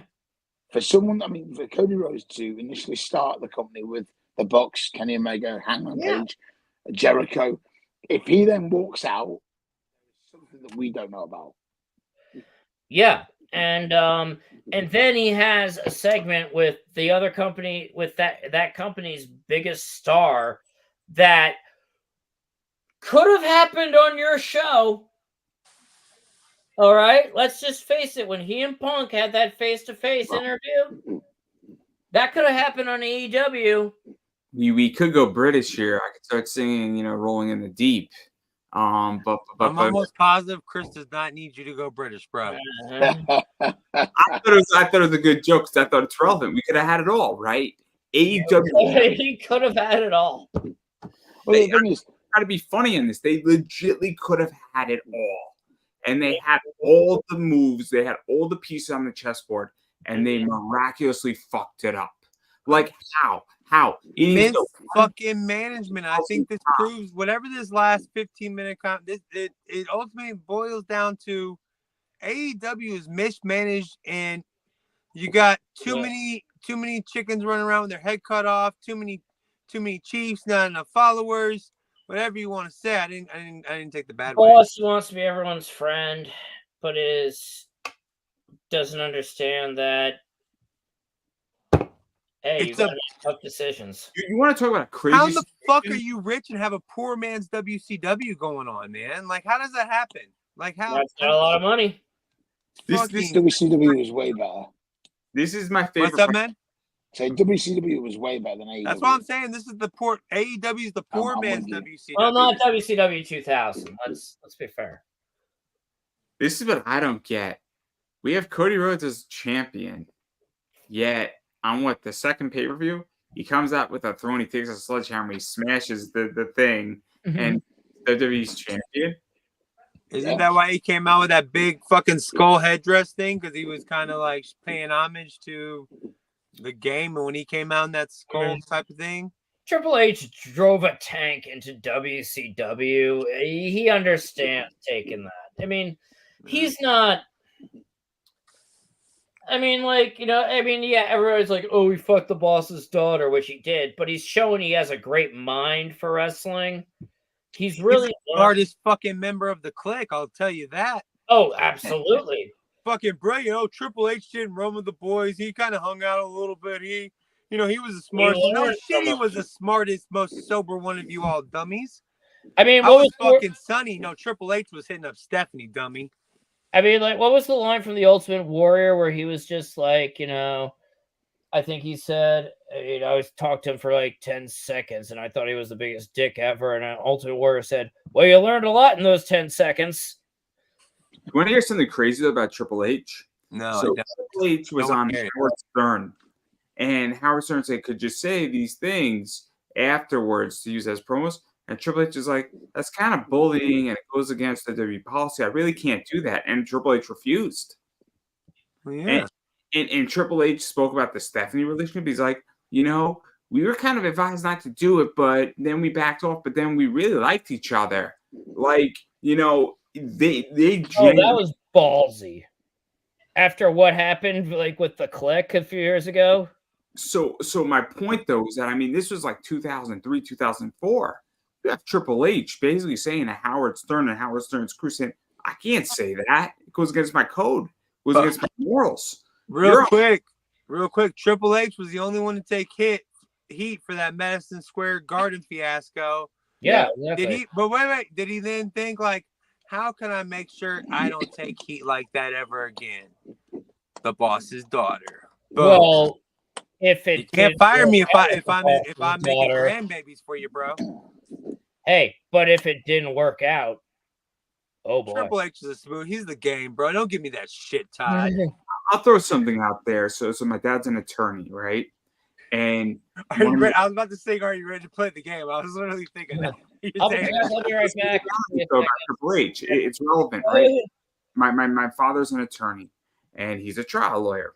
So what happened is that he was cross-examining one of his best clients now, and after the cross-examination, my father destroyed this guy, and he basically said, "I can never have this again. I have to make you my lawyer." Because my father is a monster, and it goes back to he said, I can never have you cross-examining me ever again. I can never ever have that happen again. You want to talk about a crazy circumstance? That's Triple H. By definition, that is Triple H. Well, I'm sure after that Madison Square Garden incident, he's like, I can never let this happen again. And God bless Triple H. So smart. But that leads to this next point. Before you make your point, can I say something? Yes. Right.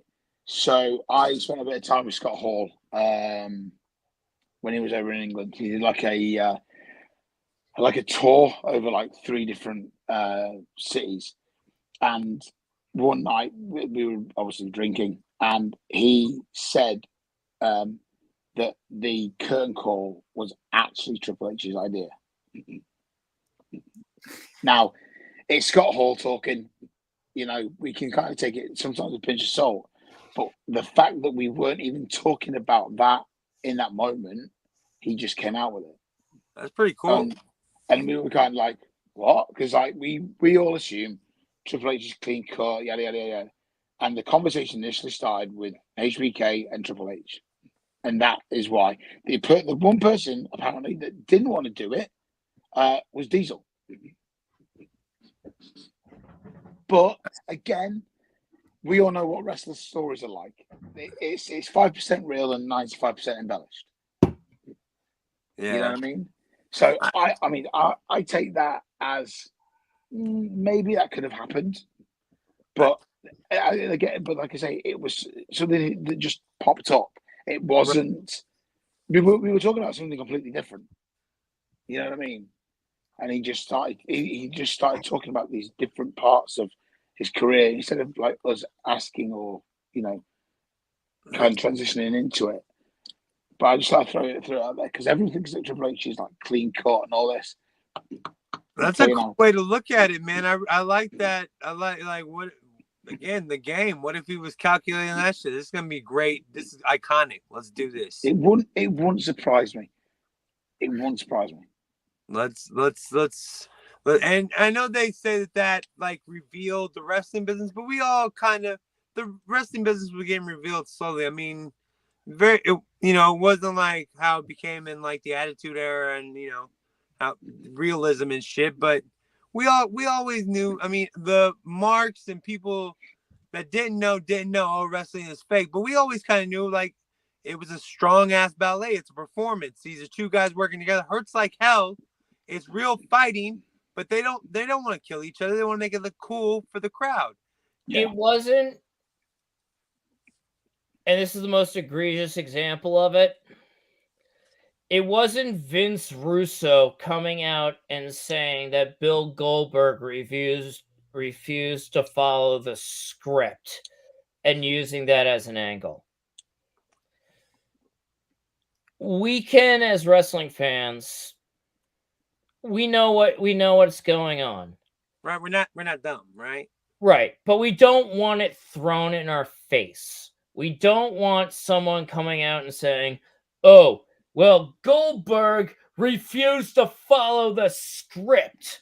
Which I think honestly was probably of all the egregious things Russo did, I think that was the most egregious of all.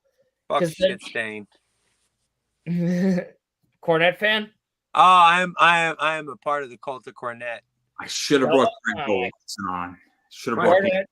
But real quick, I'm sorry to interrupt you real quick. How do we feel about these fucking press conferences? Because again, we all know what is really going on. I don't need you to just come out and talk about how it was willing to win. I just dude. Roman Reigns and Paul Heyman kicking out somebody who didn't acknowledge him as the tribal chief. Acknowledge me. Oh, amazing. That was great. That was so amazing. Was that Chris? Was that Chris Van Pellet or Paulette? Did he kick out Chris? No, it was some girl. I would have liked it if they'd brought Solo Sikoa in to get her out. He was grooming her. No, I'm joking. My question is that, so I used to tweet while watching a lot of indie wrestling, and some of me and used to be friends with them, they're like, "Yo, dude, I want you to be an asshole to me on Twitter." I'm like, "Yeah, no problem." Every once in a while, I would poke somebody and they knew what I was doing, and they would get back at me. Ray Jazz and me used to do this all the time. And the reason why is that I would engage, and it's great for everybody because there's like, wait a second, you're a fan going after a wrestler, and the wrestler's going after you. Now the question is that, was it a plant or was it real? And that's what I want to know, because I don't know. And now I'm intrigued. And I thought it was brilliant. I thought, so a press conference like that, brilliant. Much respect to Paul Heyman.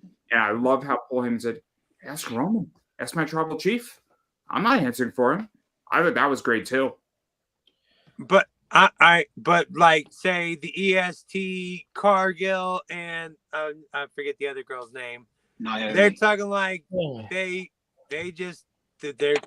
acted like there's a real they think it's a real press conference. I'm telling you what we're here to do.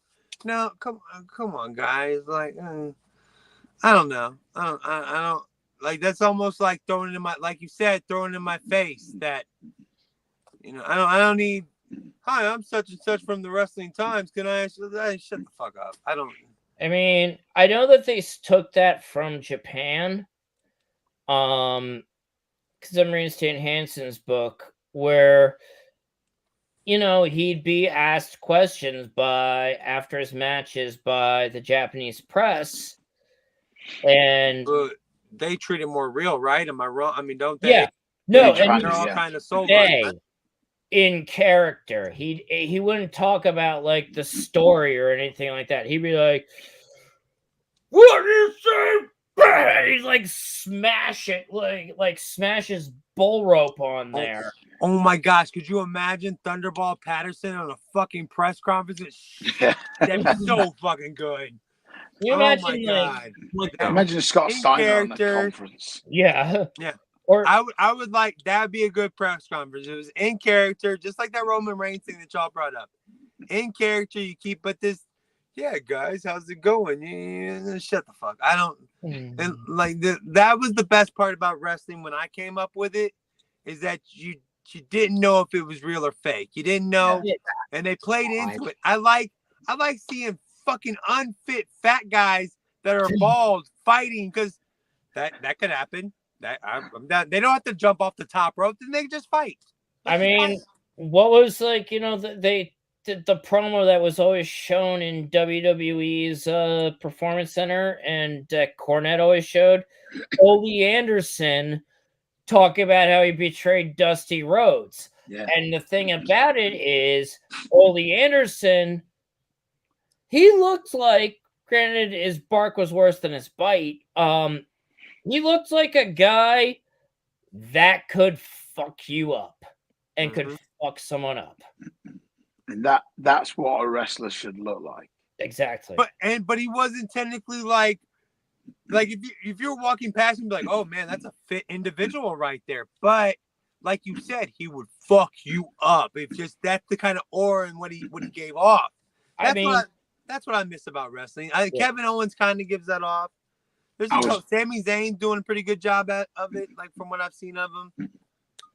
I was just going to say, if you look at the broad spectrum of wrestlers now out on the indies and on TV, who do you think could, apart from, and let's take Brock Lesnar out of the equation because we know,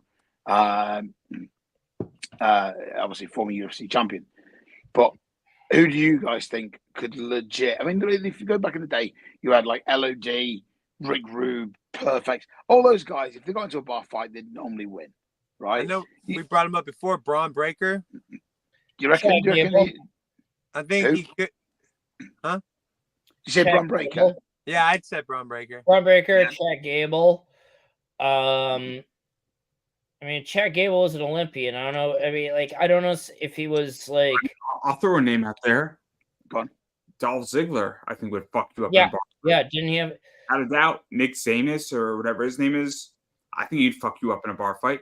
And I think Dolph Ziggler could fuck you up, but I still would doubt it. Like looking at him, like, come on, nah, I don't know. I would doubt he'd be the one that would surprise you. But also, I would say Cody. Cody was like a phenomenal amateur, like in high school wrestler, apparently in Georgia. So who else would fuck you up and FTR? Who? Yeah, FTR. I can see Jackson Cash. Honestly, Dash Wilder or Cash Wheeler, he's a loose cannon. He was over here for. Well, didn't he deck who like Cash Wheeler? He like hammered the guy that attacked Bret Hart. When he came over here, we did like the camps at Butlands with Dixon, and there'd be not every other night, but like once or twice a week there'd be a bar fight, and he wouldn't even hesitate. He'd just that'd be it. Look, I'll throw a woman in there. I'll throw a woman in there who would fuck you up in a bar fight. Shotzi, without a doubt. I can see that. Without a doubt. Ain't no woman fucking up in a bar fight. I think Shotzi is the type of person that if you're drinking with Shotzi Blackheart, you know, and I love her because I've had many conversations with her because I saw her a lot in DC when I was watching a lot of indie wrestling, and I think she's the one who'd surprise you. Where, let me put it this way: if I was in a bar fight, I would want her in my corner. I wouldn't. I'd say not with any disrespect. Fight corner with me. I'm saying she plays dirty, Chris. That's all I'm saying. I can see her fighting dirty, and I can see her like gouging out someone's eyes, like getting the eyeball. You know. I'd have Katie Ray. That woman's wrestling. It's all right, Chris. My point is no. Hey, I said I'd have Katie say, Ray. I'll throw two out there. Sensational Sherry and Medusa could probably kick men's asses. You know. Yeah. Sherry definitely 100%. Oh, Sherry, yeah, and Medusa. Medusa, even now at like her age, like. She's a badass. Everybody was just like, even wrestlers were like, yeah, I wouldn't fuck with that woman. I agree. Didn't Medusa drive like a monster truck? Yeah, she's a monster truck star. I remember students of mine told me their favorite monster truck was Medusa. And I'm like, and they showed me like a picture of them with like, you know, them, like they're bringing in for show and tell, them with their favorite monster truck. And I'm like, oh my God, she's a wrestler. And I'm like, Medusa is, I mean, she's a badass. I mean, she's someone who, like, I think every woman in that locker room has probably listened to. They know what's good. Like, to know every wrestler, she could tell you like stuff. I mean, Yeah. China was still with it. Yeah, She would fuck you up in a bar fight. yeah. Without a doubt. Nicole Bass. All right, guys. Nicole Bass. These are givens. Y'all are like Nicole Bass, China. Yeah. Are we going into Tyler Rex and so shit many like ways. that now? Oh my God! Please, just go home, Todd. You're talking about like people I would walk across the street to get away from some of the Yeah. Bro, there you go. I proved my point. Kong. Awesome Kong. Everybody. Oh, Nia Jax. Oh my God. She is just the most lumpiest wrestler ever. But I would not. She'd probably fuck you up for real. Kong. Awesome Kong. No, never. She's sweet. Mate, she is a sweetheart. She's so gentle, mate. The show. But Bubba the Love Sponge felt her wrath, you know. It's a one-off incident. It's not.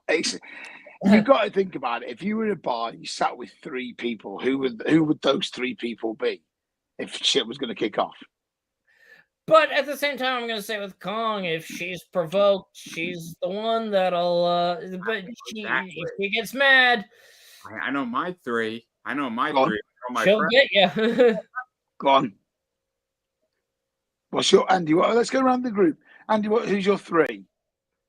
I mean, they're not wrestlers. I mean, they're 2 4th-degree black belts, and then it's a. We're about wrestlers. We're not on about karate and.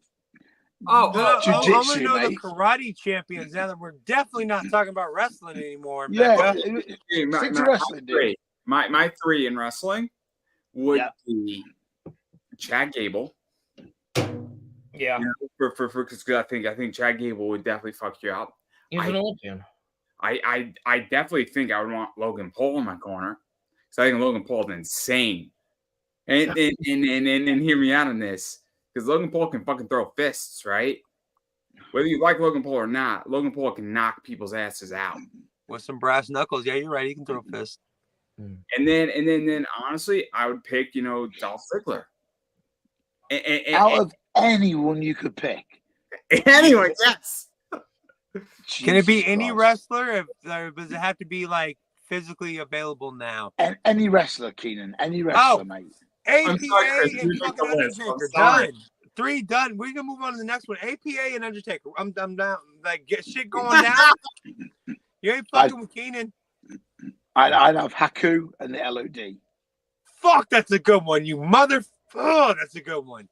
But I would put my guys up against his guys. I mean, we'd get our asses kicked by Haku. But I'm gonna say, I could just sit with Haku. I won't need the LOD. Yeah. Go on, Todd. Who's your three? Awesome Kong, Jay Cargill, and someone else. Man, Angle. That's his 3 for a long time. Fandango. That's his special friends. Kurt Angle. Oh, Kurt Angle. Oh, okay. Okay. Haku and Stan Hansen. Stan Hansen's not. Yeah, I was thinking Bruiser Brody as well, but Bruiser would be in there too. He'd be number 4. I mean, theoretically, you could throw the Bushwhackers. That'd be Andre. Ah, shit. No one would mess with Andre. No, I mean, if you're gonna go big, I mean, you go Andre and like a Vader and a fucking. I feel like he could get worn. I feel like Andre could get worn down, especially because like the stories you hear about him was that like, especially in his later years, he was like tired and like. Oh, yeah, but we're taking peak Andre to the bar, and we're Okay. going to say, peak Andre to the bar. Nobody peak Andre. We're drinking barrels of wine, and nobody's. If you got Haiku, he's done. I think Andre takes Haiku, no problem. No. Andre, Haiku is. You can't. Haiku has to be in that group. Haiku is. No, and everybody says, you know what? He's a really nice guy. He's just got a temper. Well, what was just it? like The story of the Wild smirk. Samoans coming down from the Cow Palace to fuck up like Pat Patterson because he messed with Maya Villa? I thought it was going like for us. Like, no, we're not doing this, and they weren't even wrestling yet. I tell you, who is a bit of a Those live Wiley wire. guys are they're tough. I mean, Someone who is tough is Chris Jericho. To throw it out there, he's not afraid to get involved with anything. No, if he's he's not at all. obviously the story with Lesnar and shit like that. I mean, And Goldberg. I mean, yeah, and if you're going I to think start a that fight, soured Vince on Goldberg. exactly, and that, I think like we said, some people might be underrated. Like you said, like Awesome Kong or Karma or whatever she wants to be called, she might be underrated. But like from what I've seen when I've been on, when I've seen her on shows, I wouldn't expect that from her. Do you know what I mean? But then, we all have a point where we snap, don't we? I guess so. I guess any wrestler could potentially do it, but it's the stories that we hear about from the old days, isn't it? I mean, like, the thing about Kong that I've heard is, like, she's a sweetheart, but, like, if you, like, apparently Bubba the Love Sponge did, you cross that line with her, yeah, she'll put the full force of her fists on you. Now, real quick, Todd, real quick. And she'll nail you.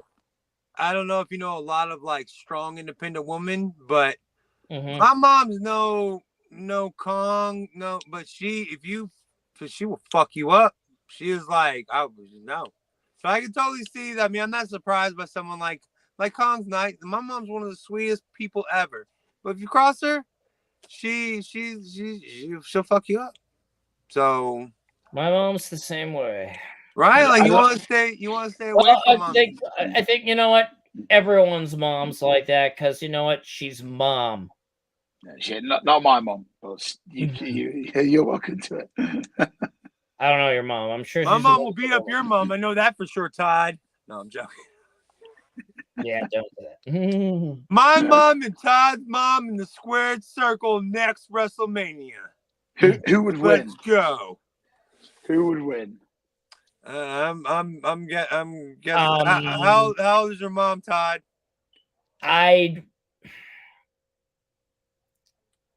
My mom is. I'm guessing my mom will win because I love my mommy more. I know her age. No, it's no. I'm joking with you, Todd. Yeah, no, it's a bit of a touchy subject. So. I'm sorry, my bad. No, and I know you mean no harm. I'm just saying, like, Let's skip subject. Let's. Yeah, I mean, like, in the end, mom can still give you that mom stare, and you just go. I know, yeah, my mom used to grab my fucking. She had fingernails. She grabbed my neck with her fingernails anytime I acted up. Not like, but to this day, if a woman touches my neck, I ain't having it. No, get away from me. No, mom lets you know who's boss. Okay. There you go. Yeah. We'll leave it at that. Yeah. Come on, now that Andrew's back. And we Let's all go, Andrew. Have great moms. Okay? We've digressed so much. We digressed. This was supposed to be a fucking WrestleMania. We talked about everything. We've gone so far. So should we just talk about the main event now? Yeah. Let's talk about the main event. Yeah. Bloodline Rules, which was pointless. It seemed like a regular WrestleMania match to me. Correct. Like, what was the point of Bloodline Rules? If we win the match, Cody, you better watch out. Bloodline Rules. That didn't seem to matter. Well, it was just a hardcore fight. Yep. For me, here's the thing, though. The guys that were involved all had history with the Bloodline. And they were all coming out to get, like, a bit of revenge. You talking about Cena and Undertaker? Or just, I was going to say, I don't think Cena. I mean, you can probably pass off. Solo. No, Solo beat Cena. Obviously Jay and Jimmy. And Undertaker's been fighting that family since Yokozuna, so... You're digging deep for that one, dude. Yeah, I'm going to say you're looking for it. But it's...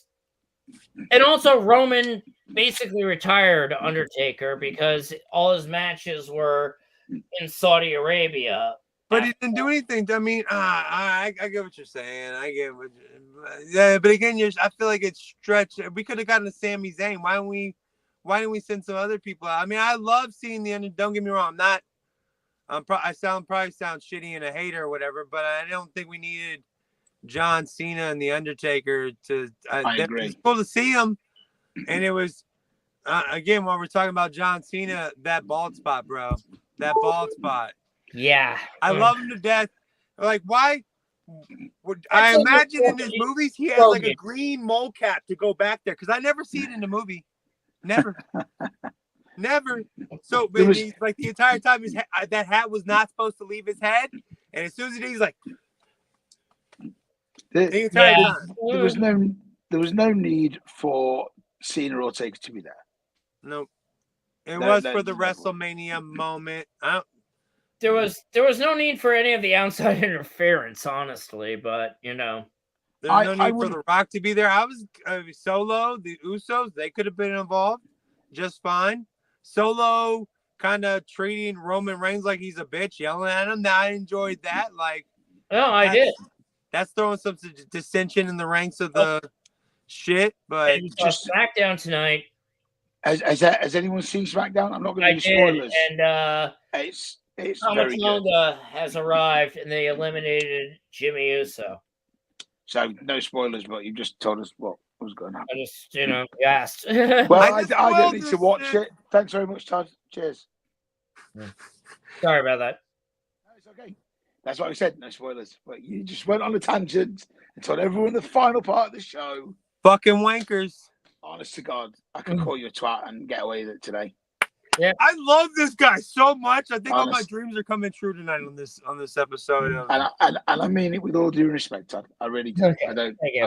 I'm not here to disrespect anyone. I guess I was a little bit of a twat.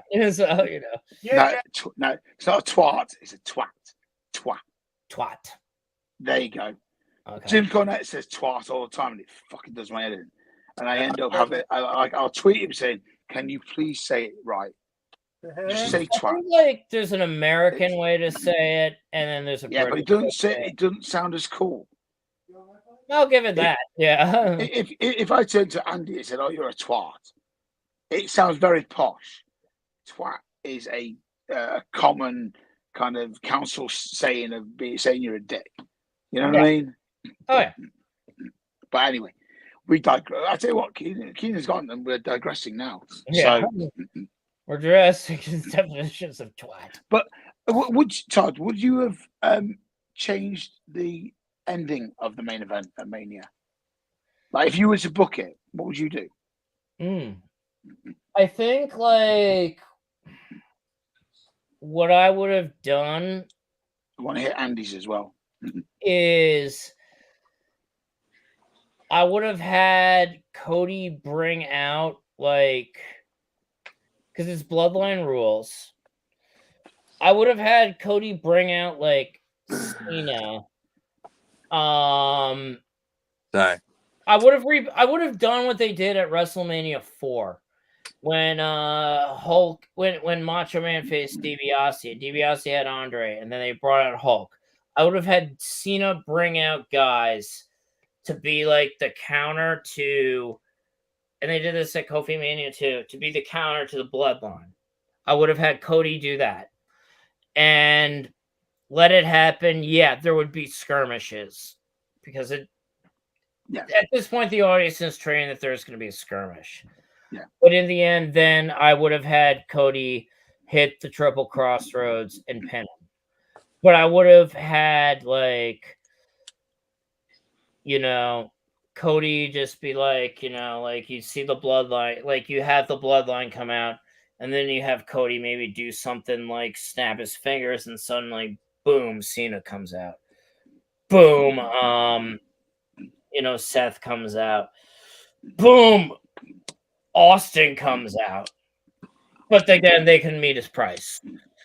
Or someone else, but I would have had like almost it be an unofficial lumberjack match to have like that forced counter. And then But overall, like, I had an idea that they were going to do that, and I was in the end fine with it. Can I just ask everybody something? I would love to see a match where there's not 15 false finishes. And, like, how good would that Roman Reigns and Cody match been if it was just Cody Roman, bam, done. Here's, like, a couple of false finishes, over. I would kill to see some good stuff like that, man. Oh yeah, he hits the crossroads out of nowhere or something like that. Yeah, what is the point of a finisher if it doesn't finish anything? It takes 12 of these things to finish some shit. Chris, how many finishers do you put on people when you were a wrestler, man? One. Yeah, you're done. That's a finish. Yeah. That's it. It's I the crossroads, and everybody's got the same fucking move. The Cody Cutter, the RKO, like those are the Stone Cold Stunner. Kevin Owens does as well. Those are very similar fucking moves. They're reverse rude awakenings. Yeah, I mean, like, I know there's nothing new under the sun, but why we gotta give the, like, let's just call it, like, a DDT is always a DDT. Yeah. So how about a stunner is always a stunner, no matter how you do it, no matter if you jump off a fucking rope, no matter what, no matter if you just do it out of nowhere, like RKO. I don't, you know what I'm saying? Like, yeah, I think there's you could say RKO out of nowhere. That's fine. But that's just commentary, right?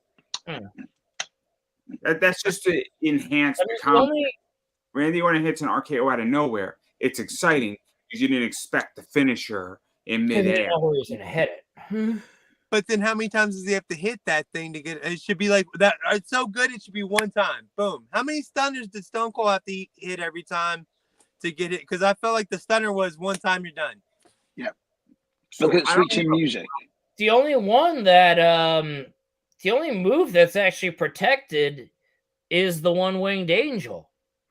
Once that's hit, boom, pin, you're over. I'm pretty sure Ospreay kicked out of it. No, he didn't.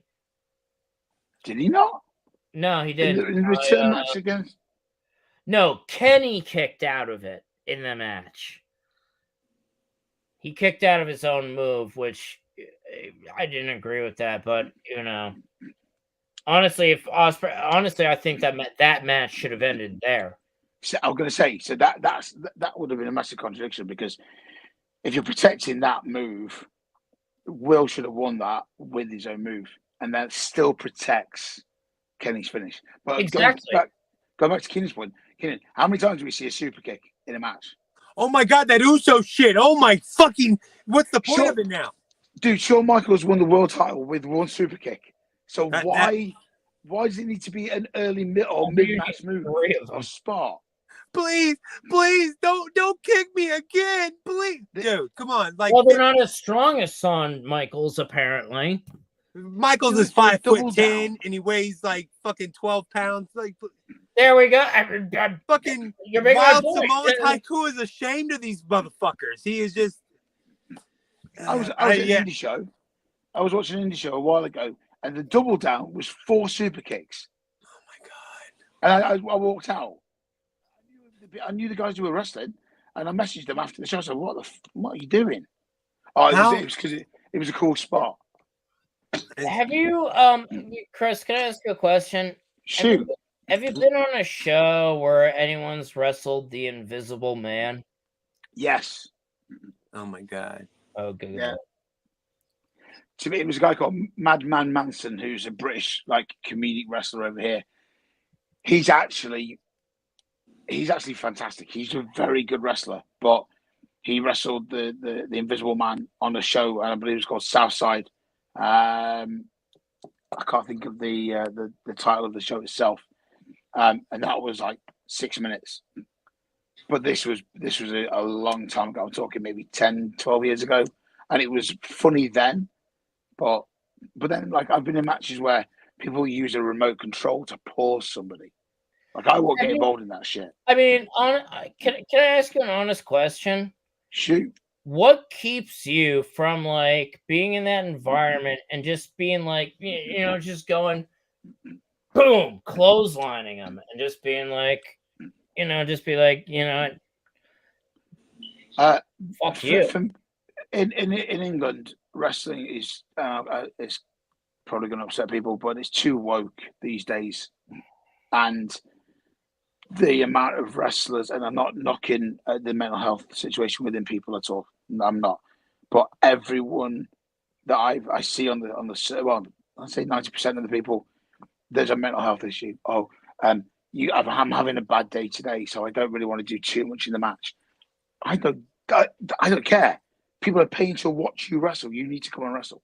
Or, oh, you said something on social media. You've hurt my feelings. I'm not really too sure I want to do stuff with you or make money with you. And everyone's just fucking snowflakes, man. Listen, The British side, the business within Britain, the wrestling side, it's just everyone's like you're on eggshells. You know, you can't you'll pitch an idea, and it'll be like for me. I like to tell a story, so you take the crowd up and down on a roller coaster, bring them up, bring them down, bring them up, bring them down, send them home happy, right? But nowadays, people just want to get their shit in, regardless of whether it makes sense or not. So if you follow a match, like you could watch you watch AEW, and you go, how's he hit that move from there when he was down there a second ago? And that's how wrestlers think these days along the indie scene anyway. I remember someone saying, "Oh, I'm going to do a dive off the stage," and it was a tag match. And you guys are going to catch me, and I was like, "Why?" And he goes, "Oh, because it looks cool." I was like, "But it doesn't, because stupid.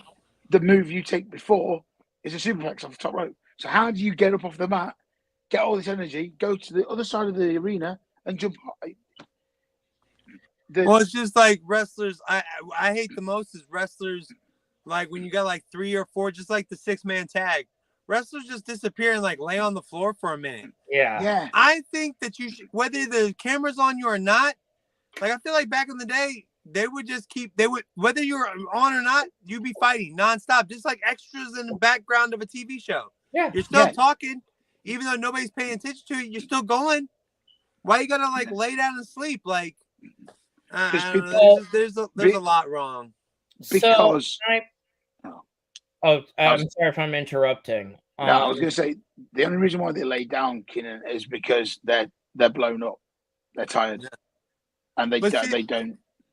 Then that needs to be a part of the storyline. Like just like me and Mecca talked about this during the Elimination Chamber with RKO. I was even sold on when RKO was hurt, laying on the ground. Like, why didn't somebody just fucking pin him so this guy can get out the damn ring and we can have a match?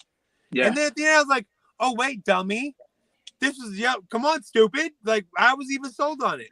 So I feel like if there was something like that to where we could be sold on it in some way, I'd be down with it. I don't know. Maybe a fat dude can tell them all they need a better conditioning, cardio. I always like to think that you need to have a reason as to why you're doing something. So in a wrestling match, you're there to win the match. Why aren't wrestlers for me? Why, like in a match, if I was to start a match, I want to try and pin that wrestler straight away because I want to win the match. I'm not. Yes, I'm there to put on a show. All right. Yes, it's we know what we're doing, but ideally, if there's fans watching, this is where I go to the psychology of wrestling. It's the story of wrestling. You're trying to win. Let's go back to a match that we spoke about, the ladder match. You have to set up a bunch of ladders, right? Mm-hmm. So if you take out a table, you might set up a table that you're going to put JD Madunga through later on, but you got to set that table up 10 minutes before. But you also understand that, you're bringing out the table, you leave the table alone, and there's a reason why you're doing X. And I think it's a lost art in wrestling. It's massively lost. I did a ladder match once, and the promoter was like, "Oh, the booker, sorry." He was like, "Oh, what do you want to do?" And I said, "I want to go in there. I want to grab the nearest ladder and try and win straight away." Oh, why do you want to do that? Because that's the idea of the match. Chris, I have to reach up and grab a briefcase. Why am I going to start putting people through chairs and tables and everything else? If I can, I want to show what we're actually trying to do, because there might be people in that room who have never seen a ladder match. To Chris's point, when Drew McIntyre hit that Claymore on Seth Rollins within the first 5 seconds, it's like, oh my God, fucking pin him and win. Trying to win. Exactly. That's like if they would have just pinned him and win right there, and then you do the whole CM Punk, and then you like wouldn't have changed a thing. Drew McIntyre has come off like how many times? Like to me, like you it's very hard to come back from that. Like what? Like they're just taken away from it. Like if you remember Sheamus Daniel Bryan. Oh yeah. Where Daniel Chris, he kissed AJ Lee, turned around, took the bro kick, and that was it. Yeah. That is good storytelling. Let me explain how I would have booked Drew McIntyre and Seth Rollins. I would have had them wrestle for 3 minutes, hit a Claymore, and then I would have had Seth drawn out his celebration for 10 minutes, antagonize Punk, and then had Damian Priest do the whole thing. So I would have done a whole different position where I would have done more acting than wrestling. The match would have been fun. And it doesn't make McIntyre come off as such a bitch in your scenario, at least from my point. It makes him be a cocky asshole who got played. And then CM Punk had a reason to take that brace off and really lay the fuck into him and knock him out. And then Priest could come out and destroy. I get that. That's a much better scenario than, 2 shots to the, like it took him how many finishers to get put down? And it's like 2 hits with a fucking. And also Rollins was selling like his injuries. So, and now, granted, would have gone even he was selling, which you don't see much of these days. So, yeah. And it would have given Seth the ability to rest longer, do less work, have a spot in the main event, and also understand that now he had 2 matches in a very short amount of time, had 2 major WrestleMania spots, and guess what? You just maximize the talent with minimal work. Yeah. Do y'all think Seth and Becky are going to take a little bit of break now that everything's kind of come off of them for a moment? I think I heard they do because they want to spend time with their daughter and wrestling baby. You don't spend time with your kids when you're a wrestler. That's bullshit. No, I'm joking. But you know, that's the way he it also is now. Time in Iowa. He wants to spend time in Iowa. Well, their contracts are up in June, aren't they? Yeah. Both their contracts are up in June. Is it June and August? Don't see them going to AEW. No, they won't. They'll take a. I don't see them going anywhere. I mean, we'll see them at the Rumble next year. They'll get a high bid out of Tony, and I think like they know that because they're not dumb people. They know that Tony will overbid, and they know that WWE will not match that. But WWE will give them a better deal. They also know what it's like. That they've definitely seen what it's like over there, and they're like, we'll stay here. And Rollins is definitely a company man. I don't know about Becky Lynch, but Rollins is definitely like Triple H, Stephanie. Yeah. I mean, but also Becky was also one of Triple H's prodigies. So absolutely. I just don't know that much about her. That's all. I just didn't want to speak out my hand. They get their merchandise bonuses from WWE. Don't forget WWE, like they have a downside guarantee, but then you get points on like your merchandising. Like Arn Anderson, I remember like hearing a thing about it from him, like saying he just got like a check when he wasn't even working for them because he was in a poster where the Ultimate Warrior was like throwing him down, and they were like, "Yeah, you get a piece of this." So like, like maybe half a cent for every poster. And it added up to a lot of money for him. And he was like, okay. Better than AEW. Is he still with AEW anyway? I don't even know. He's a backstage producer and agent. Okay. Unfortunately, nobody seems to listen to him. Yeah. And half the people don't know who he is back there as well, which is disgraceful. But and the fact that the biggest star in wrestling, John Cena, used to actually personally request him apparently to age in his matches. Yeah. I mean, Arn, he beat Hulk Hogan on Nitro. I mean, he was a guy like that you could count on. mean, WWE didn't even use him to his potential with his promos. You know, I don't need to shoot my own arm, but toot. You know, I mean, he was great, and he made you like believe in him when he's like, "Well, where I come from, you attack one of us, you beat down one of us, we send one of you to the morgue." Where like, you know, when he was cutting a promo on Hogan, after beating up the Booty Man, See, with the NWO. You gotta love a chubby regular dude. I love that part of like a chubby regular dude, terrible hairline. Like that's some old school 80s, 90s wrestling for me. That is nostalgia. Yeah.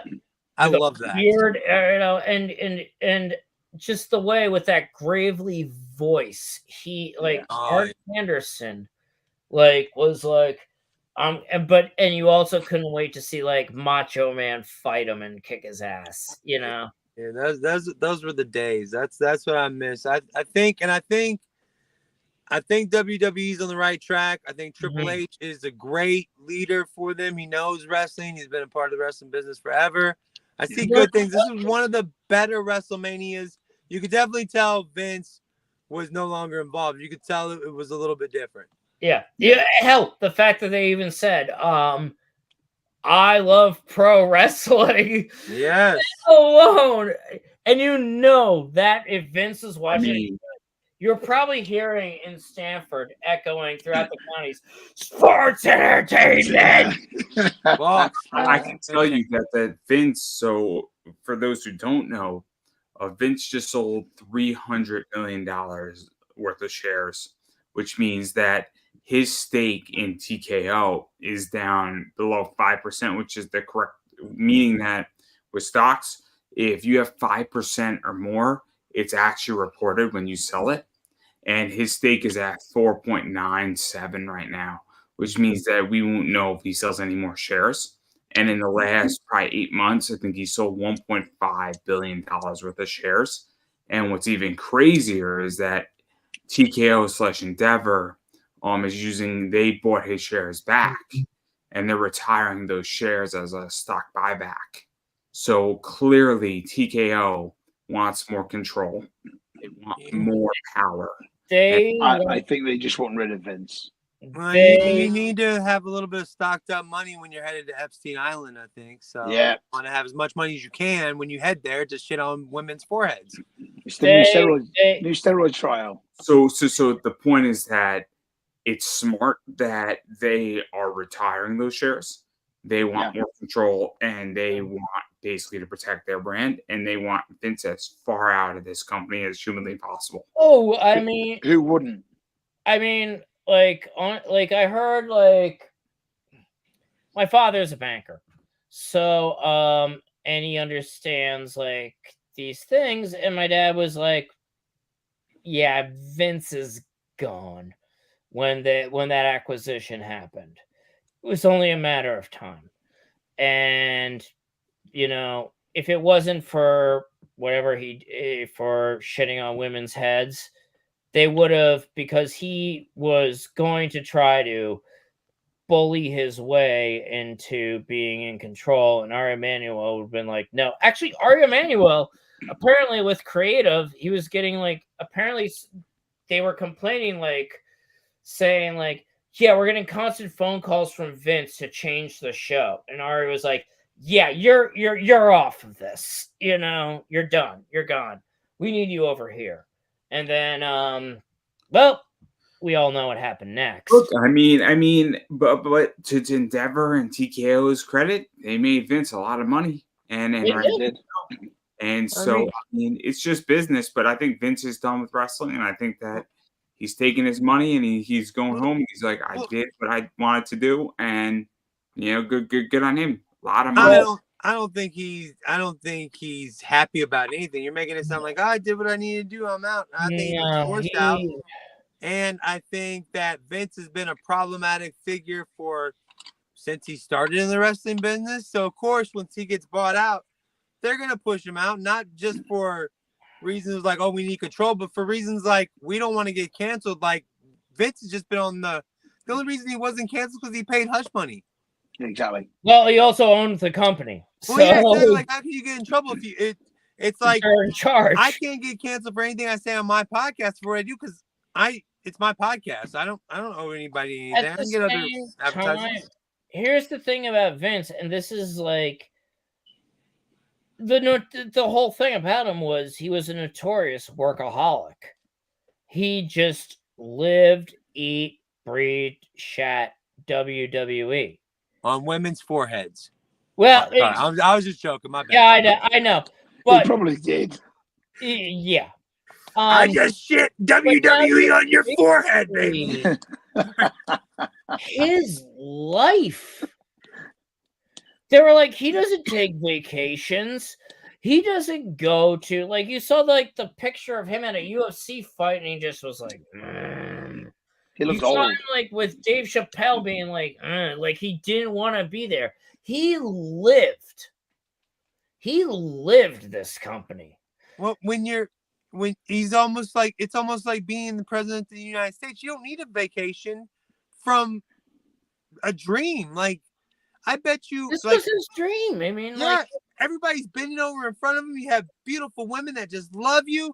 Like, Yeah. who the he I mean, controlled I don't know if the you see Linda language. McMahon that often. She's not that pretty. She's not the most gorgeous looking woman in the world. So this is what Vince could get before he became what he became. And then he controlled the language in that company. Yeah, I he mean, did. for God's sake, I will never forget reading this article, like from TV.com. He had his PR woman call up and protest and try to get them to change their article because they referred to them as wrestling. Well, yeah, real quick, can we think of the other? It was wrestling. What title or champ? You couldn't. Was the champion? Yeah, It was title, right? Belt. Belt. You couldn't say belt. It was a word. title. Yeah. Belt and title were gone. It was championship. Yeah. You couldn't say hospital because it was like medical. Yeah, that's it. They went to the nearest. They went to a local emergency facility. Emergency facility. There you go, medical facility. You weren't a wrestler. You were a superstar, sports entertainer. Oh, WWE superstars. Oh my God. I mean, it's probably a good thing that he's no longer part of the business. And what's up? Why you can't like they even bleeped out WWF during the holiday? Like you can't even speak of it as. Well, that was because of the World Wildlife Fund. So I know, but they were talking about they're like when we joined the WWF in the '80s, which is what it was called in the '80s, and then later she switched it to Then later in the WWE, why isn't that acceptable?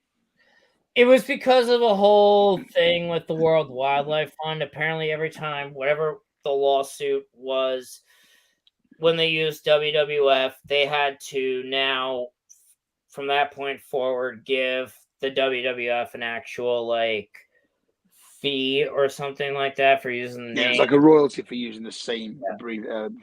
They should have gone all the way. They should have made T-shirts with a panda holding a steel chair. And I had one of those. We need money to pay women for shitting on their foreheads. No, but then they just paid them a huge sum of money. Because they realized that doing the work of editing out everything was just like, it's better just pay them. Yeah, Andy, I had that T-shirt. Oh, it's great. I have one too. It's brilliant. I think we should make that T-shirt for this. Should be our first T-shirt for the podcast, bro. It's already been done. We can do it again. Why can't we do it again? Can I go buy change it now? the animal? Change the animal. Yeah. Why can't it be a lion like Jerry? Oh my God, it be the Lionheart. There you go. But speaking of Jericho, you think he needs to take a break? 20 years ago, he probably needed to take a break. I mean, yeah. Depends on if all the allegations are true, isn't it? What are the? I haven't heard the Jericho allegations. Are the Kylie Ray stuff. You know, the guy who made that accusation has been backtracking it, and she hasn't been saying anything. So at this point right now, He's probably paid her off. Maybe. You know who He's should got loads of testify? money. Music and rock and roll should testify against this motherfucker. Like that's been egregiously hurt by Jericho and his little Foghorn Leghorn band or whatever it's called. I forget. I like Fozzy. I'm a Fozzy. fan. I don't mind. I I don't like mind Fozzy. I don't mind Fozzy. No, I've gone to their shows. I've had a great time, you know. And he's Now, Todd, Let's now have a I'm show. starting to second guess your WrestleMania reviews, bro. Like, just because you go to a show doesn't make it great, dude. No, I'm joking. I'm fucking with you, Todd. I was gonna say, I like Chris Jericho. I think he's doing ultimately well. He's making that Tony Khan bank for sure. I mean, I just think he needs a break to recharge his batteries. That's really because he's a smart guy. He's a creative guy. He's a charismatic guy. I just think right now he's kind of like just hovering around, and it's just like, you know what? You need a break, Chris. And then when you take that break and you come back, people are gonna love it to see you back, and that's it. Shit, he might not. He's older. He's getting old. He's getting up there. He might not make Oh, it yeah. back, bro. I The thing mean, is with Jericho that he likes to stay relevant, doesn't he? yeah. He likes to stay relevant. He likes to wrestle all the new guys. He'll put it. The good thing about Jericho is he's not bothered about wins or losses. He's about the business. He's about the business. What makes the best amount of money for him. And He openly says, doesn't he? If I can make a good buck off them, I'm going to do it. And if it isn't worth it, I'm just not going to bother. Like he wants to wrestle the likes of Nick Wayne, Orange Cassidy, other Jungle Boy, MJF. He wants to wrestle these new guys. I think for his own ego to prove to himself that he can still hang with those guys, these new guys. He is an old school wrestler. Like a lot of the old school ways, you bring the new guys up and you put them over. Yeah, and I exactly. think that's what he wants to do, and I gotta respect that. Like I don't love every one of his matches. I'm not a huge fan of his music career, but he's a wrestler. He's a wrestler. You can respect that, and I love that about him. So and next it was also like came from.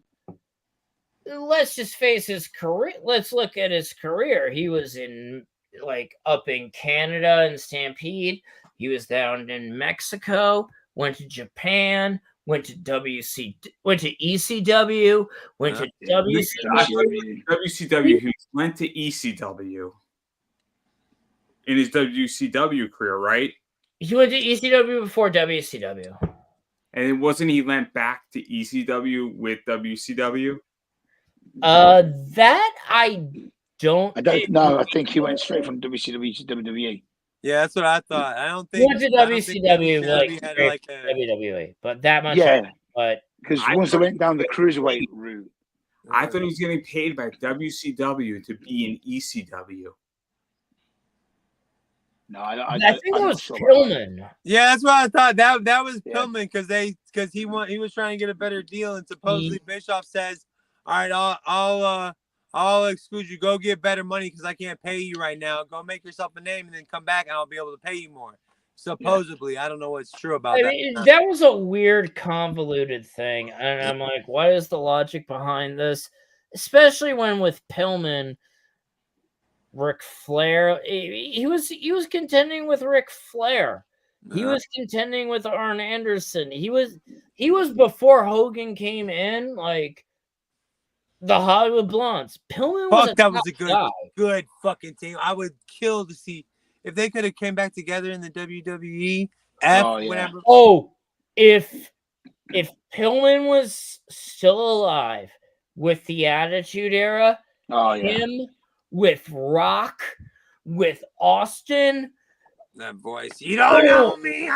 That'd be great. Oh my God. The dynamic would have completely changed. And then you would have had Triple H coming up.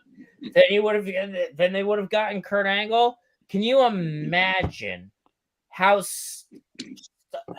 I'm not a huge fan of three-ways, but a three-way between Stone Cold, The Rock, and that would have been a great three-way. Imagine the promos. Oh my God. I would have just liked to see Owen Hart versus Kurt Angle.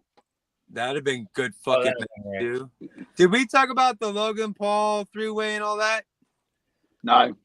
All I want to say about that is I'm not a huge fan of 3-ways. You get bogged down in shit. This was a really good fucking match. I really enjoyed the Logan Paul RKO Kevin, and I didn't think I was gonna like it. I'm gonna say, you know what?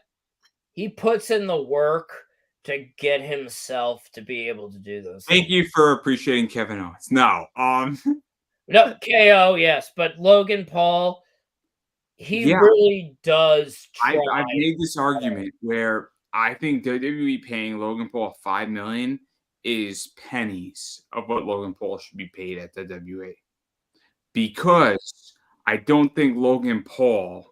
So I was speaking to Gordon Holmes, and we were speaking about this, and I think Gordon Holmes has a niece, and she's 16, and she's like, "Oh, Logan Paul's so cute." So she doesn't care about WWE. Anytime Logan Paul's wrestling in WWE, she's got Peacock on. Yeah. Think about that for a few minutes, where we have a non-wrestling fan who doesn't give a fuck about WWE, but is watching night 2 of WrestleMania because she thinks Logan Paul's cute. He's a draw. That's why he's there.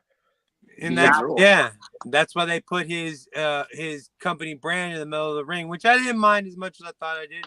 I mind that hydration. You know how much he owns of that, by the way? Do you actually know how much he owns of that? No, I don't. He only owns 10%. What, Prime? Yeah. He owns 10% of Prime. Well, yeah. The other 10%, and the other 80% is owned by somebody else and a bunch of other people. I didn't mind the logo. I want to see somebody beat the absolute fuck out of whoever his homies are sometimes. Like, I want to see the whole match come to an end and these people just get their asses kicked in that little bottle. I mean, I thought it was smart that they had Prime as a sponsor. I thought that was smart. I thought the fact that they kept mentioning it is smart. But again, Logan Paul is valuable because he's a draw. He also puts the United States Championship on Impulsive. He takes it everywhere. Wherever he goes, he's got that belt. So you have Impulsive, which has a really big following. They have a lot of people on from a lot of different positions. They've had a lot of people, not to go political, but they've had Ben Shapiro on. They've had people who disagree with Ben Shapiro on. And you've had a lot of different people, and you've had a bunch of movie stars and a bunch of other people on there and a bunch of WWE stars. And now you're giving credit to, and you're basically saying, hey, if John Cena's on Impulsive, this must mean that this is legit.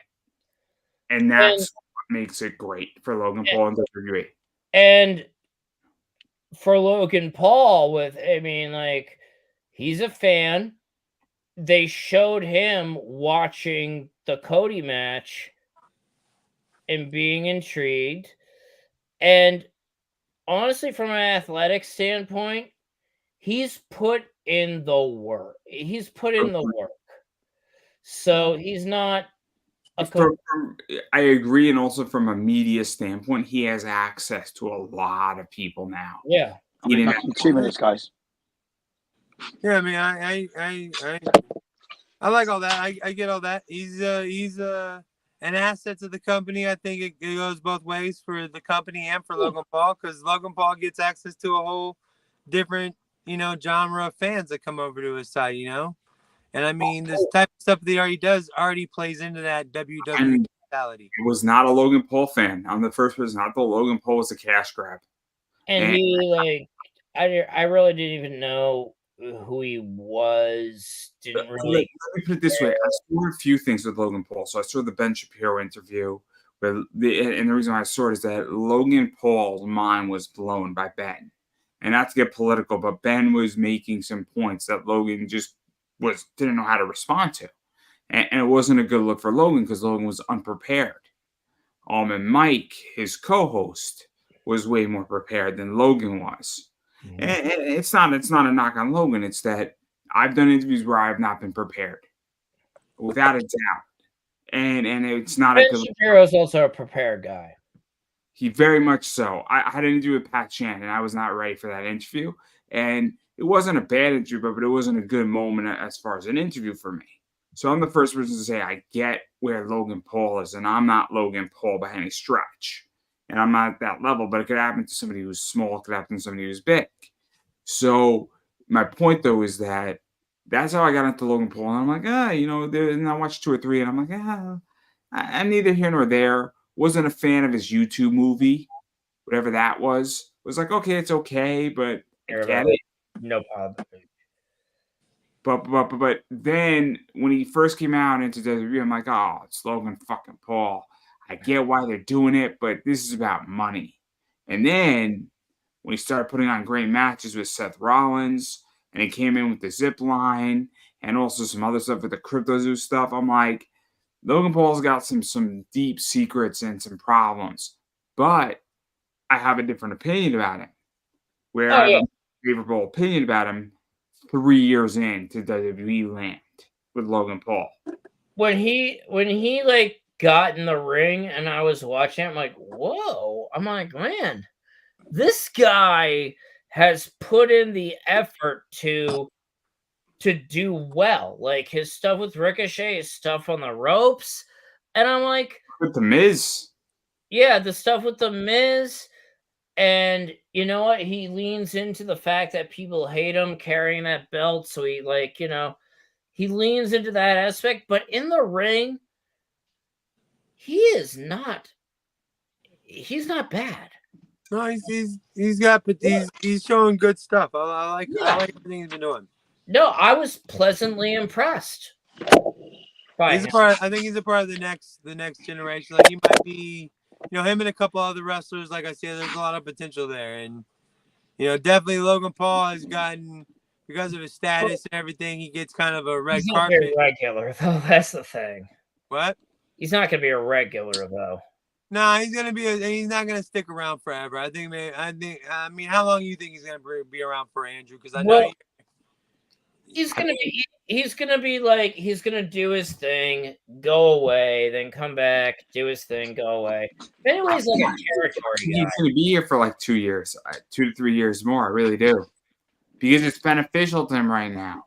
Yeah, it's really, really beneficial to him.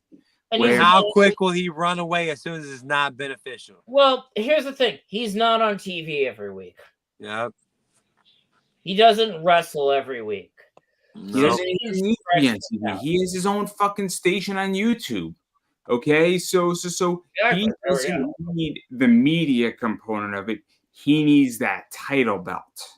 That title belt gives him a lot of positioning, a better word, where it makes him relevant. So he goes on Jimmy Fallon. He's got the U.S. title belt. Okay, we got something to talk about now. You got a media match defending this, and you got to deal with Randy Orton and Kevin Owens. Okay. Oh yeah, no. Andrew, you give a lot of credit to the WWE and the title. Like Logan Paul and Jake Paul, like they have had a whole career without the WWE. Like the WWE benefits from it just as much. Oh, completely. I agree. But WWE is just an accelerator where you have a built-in acceleration called Twitter, where we have a bunch of people who all they want to do is go on their keyboard or their phone, like, Logan Paul's good, love the U.S. title, I'm meep.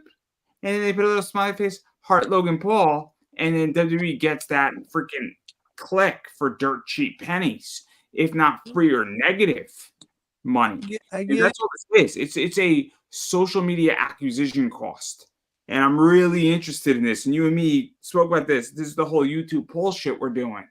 Is that in the community tab? Not to break a kayfabe here, but again, I'm trying to get as much interaction for pennies, if not negative pennies. It's insane. And that's what Logan Paul is. All he does is that his $5 million and his contract is counted against how much social media engagement he will make. And that's all. I agree with you, man.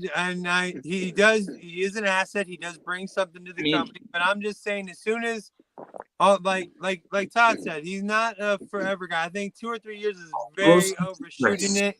He also works a limited schedule. So yeah, Chris, I don't know if you mind me saying, we spoke about somebody on the last time I did an interview. Do you know who I'm referring to? Unfortunately not. Sorry, Andy.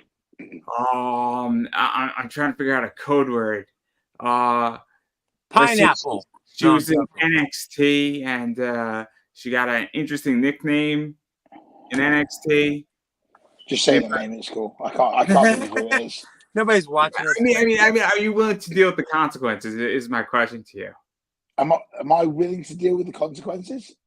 I don't think we're gonna have many consequences. Wait, Chris. Let me ask the 5 people that are watching us right now. No, I'm just joking. So we spoke about Leva Bates, in how she was on a show and she didn't wrestle great. People were upset about it, right? But she was a name draw for that show. For that tag match, yeah, with the villains. That was it. So my point I was at that show. No, you get where I'm going with the Logan Paul thing here, where there's a position where somebody's a draw and it doesn't matter how they perform. What matters is that they're drawing a crowd, and if they perform shitty, but they drew the crowd, they helped sell the ticket and the card, right? Yeah. So I'm curious how you feel about Logan Paul, because in some aspects it's similar, just on a bigger level. To put it quite simply, Logan Paul is relevant, and everybody knows who he is. If you could walk down the street, even in England, people know. You mentioned, do you drink Prime? Yeah. Do you know about Logan Paul and KSI? Yeah. You know it. Then you get the other side of, Logan Paul does a bit of wrestling, doesn't he? And then you get talking about wrestling. You don't go, KSI does YouTube videos and produces shit songs. You talk about Logan Paul, right? Because he's relevant. Now, you guys have made some great points. He is obviously recouping a lot of money because of the amount he's being paid. And you alluded to earlier that he should be paid probably more than what he's on, right? He gets the sponsorship. He's also got that US title. And what I think, if you remember back when The Miz made the Intercontinental title prevalent, he's now made the US title a genuine working title. It's worth something. It's not just something that's, passed around by, a group of 12 wrestlers over the course of a year, like it used to be. It's a genuine respected title now, and because he takes it everywhere, he has it on his podcast, he has it on private jazz, shit like that, something we can even dream of. But it's all relevant, and people are talking about it, and that is what WWE want. They want people talking about their wrestlers, their stars, who's in their company. You don't talk about people that very rarely, unless it's a Hall of Fame speech or it's a passing, do they talk about the previous generations. It's all about now. Let's talk about AJ Styles. Let's talk about Logan Paul. Let's talk about Roman Reigns, The Rock. It's all to generate money, and that is it. They're all in it for money. But Logan Paul, as a wrestler, has from day one impressed everybody, because you wouldn't think that some YouTuber would just walk in and be able to do a 450. That takes time. That takes time. You wouldn't expect him to wrestle, against Roman Reigns. Perform at Mania. The guy's a draw. Whether wrestling fans like him or not, they watch him. That triple threat match was very good at Mania. Very good. But I tell you what is a better triple threat match is the one that was on SmackDown tonight with Kevin Owens, AJ Styles, and Rey Mysterio. That is a banger, and you'll enjoy it. Nice. That sounds like a good match. You'll thank me when you see the finish. You'll think, fuck that. No, go ahead and spoil it like Todd. Fuck it. No, I'm joking. No, I'm not spoiling it. I want you to watch it. I'm joking. I'm joking, Chris. I'm joking. I was gonna say, I want you to just appreciate it for what it is. No. It's just good wrestling. I don't disagree. Obviously, we've been speaking for almost 3 hours. So has it been 3 hours? Yeah. But I do want to ask one more question for everybody a chance to promote themselves. Where do we go next? What is the next guess 2 months look like in wrestling in the short term. Because we're in an interesting position because we got Backlash in France, which is kind of cool. Which I think is interesting that the WWE is going international. We got Saudi Arabia, Kings and Queens. You know, that's coming up, which I think is awesome to some degree as well, where WWE, not to get political again, they are reforming a country slowly. Slowly. And I say slowly. I believe capitalism is the answer to every problem. I have no problem saying that. But not to get political, though. Again, no offense. But Hey, I'll just say it. I have a solution how to get peace in the world. It's a very simple solution. It involves 3 things and only 3 things: golf, McDonald's, and Burger King. If we can acknowledge me. Burger King. Golf. Wendy's. I do like a flame broiled burger. I'm not gonna just saying if they're golfing and they're worried about how they're gonna get their putt in, they're probably not interested in war. You ever seen Happy Gilmore, bro? Like, I'm not for sure you get the whole golf game thing going, dog. Like, let me explain. If you're focusing on your putt, okay, and hear me out, everybody, you're like, oh my god, I missed up by an inch, motherfucking A. Holy shit, I gotta spend time at the putting range. And then you're like, motherfucker, I can't get this putt down. Fucking A. And then you're like, oh my god, I need this new driver. And then you're like, oh my god, a new driver came out. I need to get. Oh my god, it's on backlog. What the fuck? I'd rather start wars, Andrew. He's busy with his golf game, you know. So I'd rather start wars, dude. Like, what are we? Like, this makes me want to hurt people. But then you as a fan can gamble on it. See, I have a card for everybody. I'm not but I watch. I don't know where wrestling's going.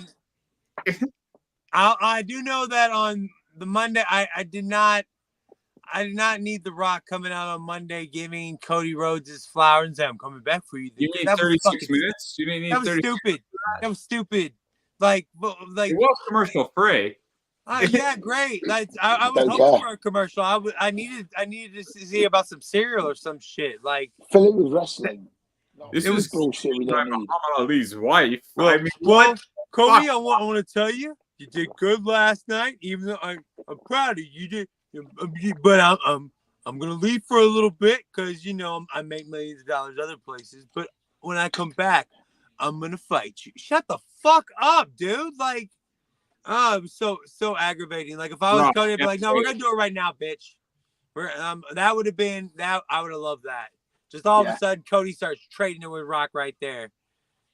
Yeah, it would be great if he just said, fuck it. I'm going to see you at Backlash, bitch. And it would have been great. Yeah. It would have been great. We all knew the Rock has to back away and say, no. Maybe have Cody call him a pussy. Like, better yet, this is the story. I'm your boss. You're my champ. I'm going to see you at Backlash, bitch. And then he just leaves. That would be great. If you would have proposed that before WrestleMania, I would have bet you as much money I have in my pocket that The Rock would not be at the next pay-per-view. Guys, it's gonna be a stadium show. He has to go watch it. He has to go make another shitty movie. I think we need Super Pets too. Him and Kevin Hart as Batman and Superman dog. I just want to address Keenan's point. You have like $1 in your wallet, so I would politely decline your bet. You want me to make it rain right now on you? Because I got $3,000 in cash right here, Mecca. I know I'm not a baller. What's these You're dollars? shit talking ass. Oh, I'll bet all the money. He's only got $1. Fuck you, I'm the $1 million. No, I'm joking, Mecca. This is actually for Bill, so I can't give you any of this money, Mecca. This is our year mark. This is perfect for me to talk to at this moment. What are you, Ted DiBiase? For tonight, yes, sir. Let me get my Virgil. No, I'm joking. You're my new favorite person, Keenan. Where do y'all think it's going the rest of the next couple months? What do you think is going to happen? Chris, not Todd. Todd's spoiling shit. I don't want to hear from Todd. Todd's gonna be like, Rey Mysterio beat John Cena 2 days ago. No. All right.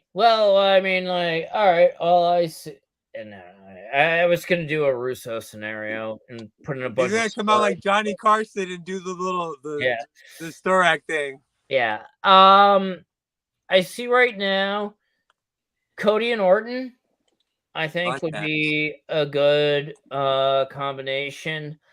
And I think they're gonna be grooming Gunther for possibly being the guy to beat Cody.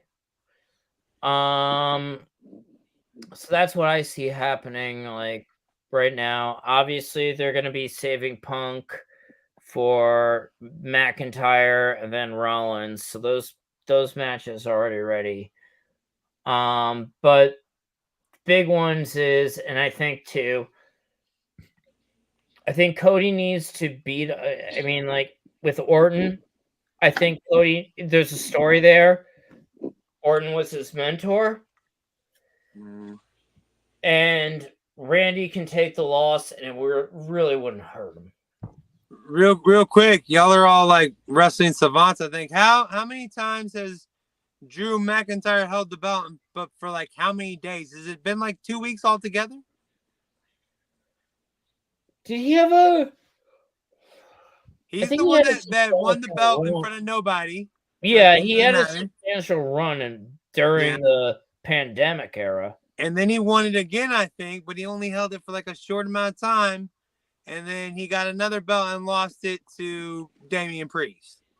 Like, my respect level for, I mean, why would CM Punk even like, dude, I already whooped your ass and you suck. Why are we doing this? Fully injured Punk. That's the whole point. That's the story. Bitch, I knocked you out and you lost your belt because of me. I got you. Tag me, I'm going to tag you back.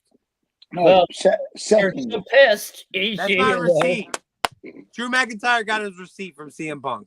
But it doesn't matter. You're like, that's the thing. You're not supposed to have a receipt in wrestling. You're supposed to dominate. So it's like, you fucked me. I'm coming to kill you. Real talk, I want to see a loser goes home match, Drew McIntyre, Bobby Lashley, and the loser takes a break for like a year or two. All right. Because I don't like, I'm kind of over both those guys. My bad. Go ahead, Todd. I'm sorry. I mean, they're not really doing much with Lash. I mean, basically that's what I see for the year. I mean, I'd have to really think about because the writer in me, just to like work things out and get myself going, booked I booked the Elite against CM Punk and FDR. And the way if it would have happened. Do you want me to say it or go ahead? Basically, what I would have done is had All In had the fight not happened. Punk interferes in the match, giving FTR the win. Big brawl, pull apart. Tony Khan comes out on Dynamite saying, "I've suspended everybody involved." And we're going to have a conference in the ring at All In. And during that, a schmoz happens where Tony Khan's like, all right, I've had enough. I've fired everyone involved. Then suddenly lawyers come in and are like serving him papers from both Punk and the Bucks side. Then, you'll do like weeks where Tony's going to talk to their one side and the other. And then finally, it's just like, all right, the one thing both sides agree on is that they want a match against each other. So Tony's just like, all right, I'm going to talk with my lawyers about it, and we'll approve this match. Then on Dynamite, the Young Bucks come out and sign the contract, cut the promo. Then on Collision, Punk and FTR sign the contract, cut the promo. They are kept apart, and you keep over the weeks before, because I believe Full Gear was the next pay-per-view. And you just build up, like, even both shows and having the other wrestlers talk about who's going to win, who's going to lose. You do the match, And my whole thing would be that Hangman Page would then come in. Like, Punk has got up one of the Young Bucks for the GTS. Then all of a sudden he drops him. Hangman, boom, buckshot lariat. Punk gets covered. The Elite win. And then we go into Punk and Page. And I would honestly say, like, even that night, you have police, like, keeping them apart, getting them out, because Punk is ready to go for the kill. Dude, have you sent your resume to AEW? Because, I mean, and number one, like they could never pull this shit off. That was the most well thought out and planned out, like, year of wrestling that AEW couldn't even grasp that shit, dude. I don't know. I mean, like, Because they'd be like, you just blew Tony Khan's mind. Like, wait, thoughts and plans about wrestling storylines? You want us to go a year ahead of time and pretend that we're firing people? been a year. It's just been like, it would have been like a couple of months, but no, I'm saying it would have been good. I'm not taking it. That would have been good, man. But Tony Khan, just they're so mismanaged and idiots. Well, like the big thing about him, and I'm gonna say like this, the fact that he allowed the Bucks to cancel that meeting. If I was the boss and I'm cutting their check, I'd be like, all right, no, you're gonna be at that meeting. Bring your lawyer, okay? Bring your lawyers, whoever you need, but you're gonna be at that meeting. And I don't care if it takes 1 hour or 12.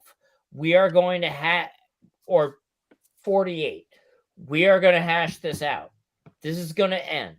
Todd, imaginary Tony Khan over here, like just a completely fictional Tony Khan, like not even a Tony Khan that exists.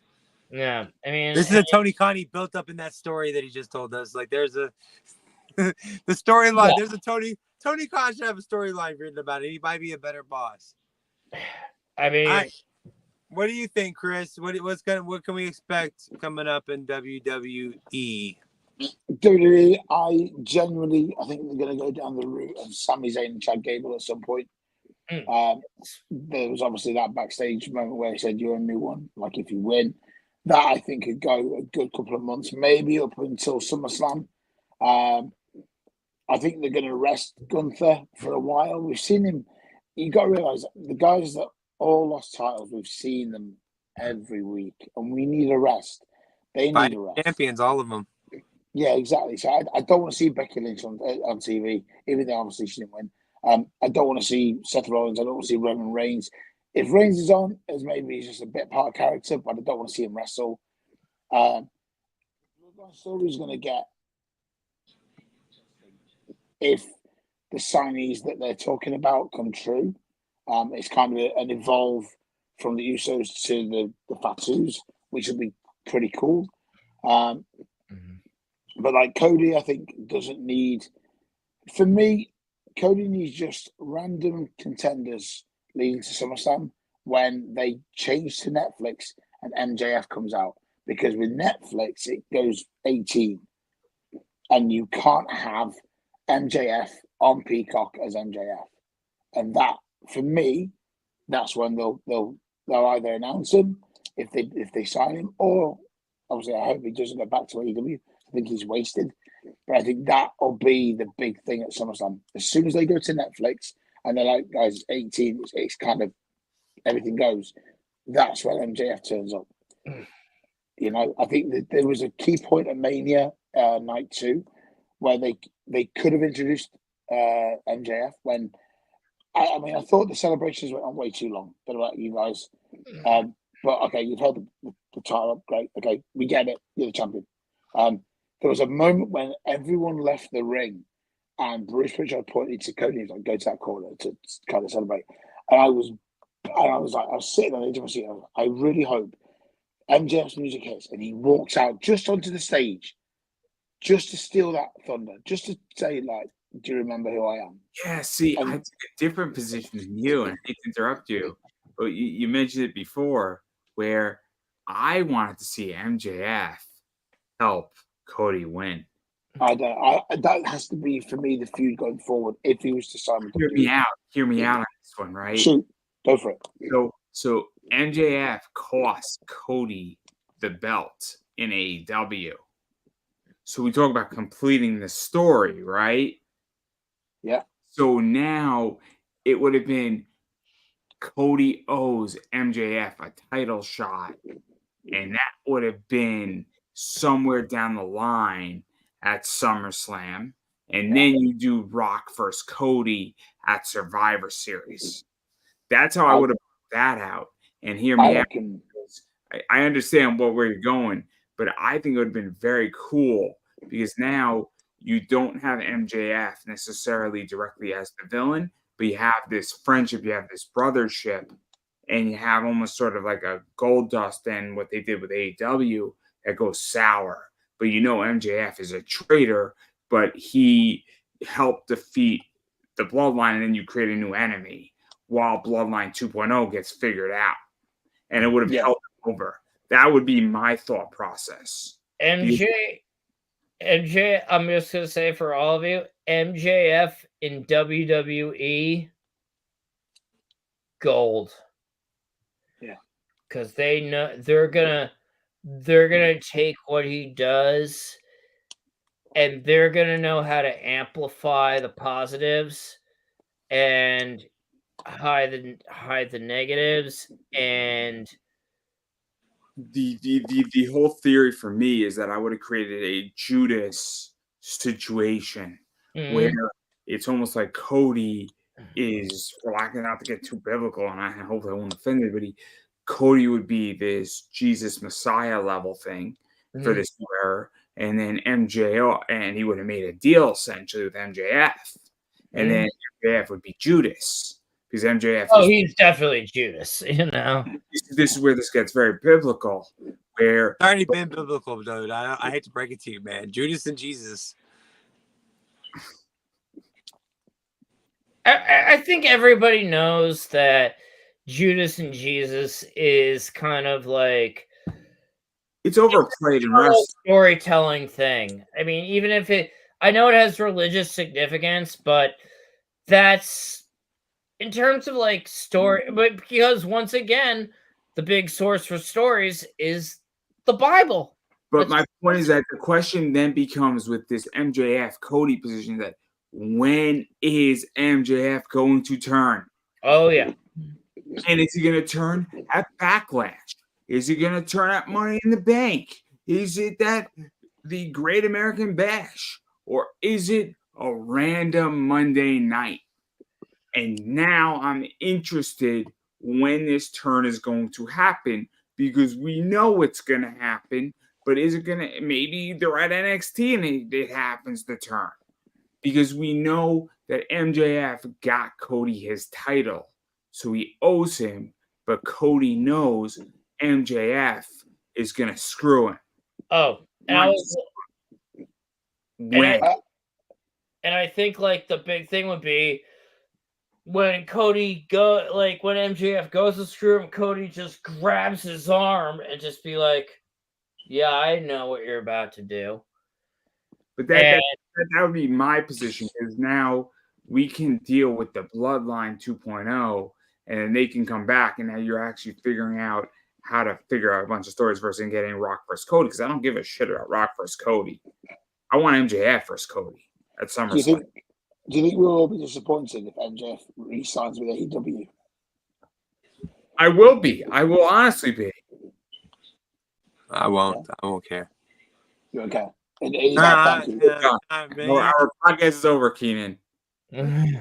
Well, good. Bye. Peace out. We were all Bob's products except for Mecca, you bitch. No, I'm joking. Wow, we've just gone through a whole old school pay-per-view now. Yes, that's what we do. There's so many things I could say relating to comics right now and the news that happened last week, but I'm going to be perfectly quiet about that because that'll get me. It won't affect the two of you. It'll affect me and Todd in a very negative way. What I'll say. Todd, you know what I'm referring to, right? Oh, yeah. I mean, it's so bad. It's so bad. But I digress. Don't we feel left out, Chris? I feel like not one of the cool kids. I'll put it this way. I will say, I don't feel like I'm one of the cool kids now. Publicly, it'll Which is cost hard for Becca and Todd to pull off to make you feel like not one of the cool kids. But just joking, guys. My bad. Once you understand what's going on privately in comics, it's a complicated public issue, for lack of a better word. And it's hard to explain in code words. Don't do it, man. Let's just say that a friend of mine did something very stupid, and he didn't pull an MJF. I have no idea what's going on right now, man. These code words mean nothing in England. So yeah, I know. That's what, just say that how it is. Do you know what I mean? No. I'm keeping this one in a code word position for a good reason. I'm hearing It's like the old Morse code, isn't it? Dot. Hey, Todd, can you hear this? Words. This is what happened last week that we're not talking about. Yeah, so you said. I'm just playing around with you guys. This was a fun podcast. I enjoy BS with all you guys. Did you just tap out drink more Ovaltine? I do love some Ovaltine, man. I am not even joking. Ovaltine is good. You got the vitamins and minerals in it to make me feel like a hearty, healthy boy. And you can also decode the Little Orphan Annie, mystery hour with your secret decoder ring. Deep cuts. How many? Where's that from, Mecca? Do I really have to shoot at your eye? There you go. Chris, you know where that's from? No. I used to watch it, Chris. Damn it. It's a Christmas. It's an American thing. It's an American thing. Yeah. I don't know nothing about Christmas over there in England. All you got to do is say Peter Bingsley, and you would have been fine. I don't know nothing about it, man. All right, well, this has been almost as long as a Monday Night Raw. I think actually we're over Monday Night Raw. This is almost as long, and we had less commercial breaks. So, I mean, I think the viewers got what they needed from it. So before we go, obviously, I want to give Todd a chance to promote himself. I want to give Chris a chance to promote himself. Keenan, you'll promote yourself, and I'll promote myself. So I don't know who wants to go first. You made it sound like these other two guys were going to go first. So I'll back up, dude. You put me last already, Mecca. Don't jump in, guys. I'll go first. So if anyone is interested in wrestling memorabilia, signed autographs, and stuff like that, I have a company called Signature Moves. It's a play on words for those wrestling fans. You can find us on Facebook, Big Cartel, and we have a massive announcement to make Monday as well. So I'll keep everyone guessing. Can we get a spoiler, bro? Come on, Todd's dropping spoilers. Why can't you? Come on. It's kind of like when Vince took over some territories. How's that? Oh, wait, just shoot it to me in Morse code, Chris. Just let me hear it. I'm joking. Chris. Where could people follow you on social media and all that stuff? Because that's really important, because you do a lot of that stuff, and also websites, things like that. Yeah, so Signature Moves on Facebook. I've taken a lot of my wrestling stuff down because I don't like to be involved in that side of the business anymore. And then we're in signaturemoves.bigcartel.com for the website. There you go. And then what about you, Tal? What do you got? Well, as you know, I've got Atlas and the Rush and Black Sabbath and Foo Fighters biocomics that are out right now. You can purchase them on Amazon. Wait, I'm sorry, Todd. You say you have biocomics of Rush, Black Sabbath, and Foo Fighters? Yes.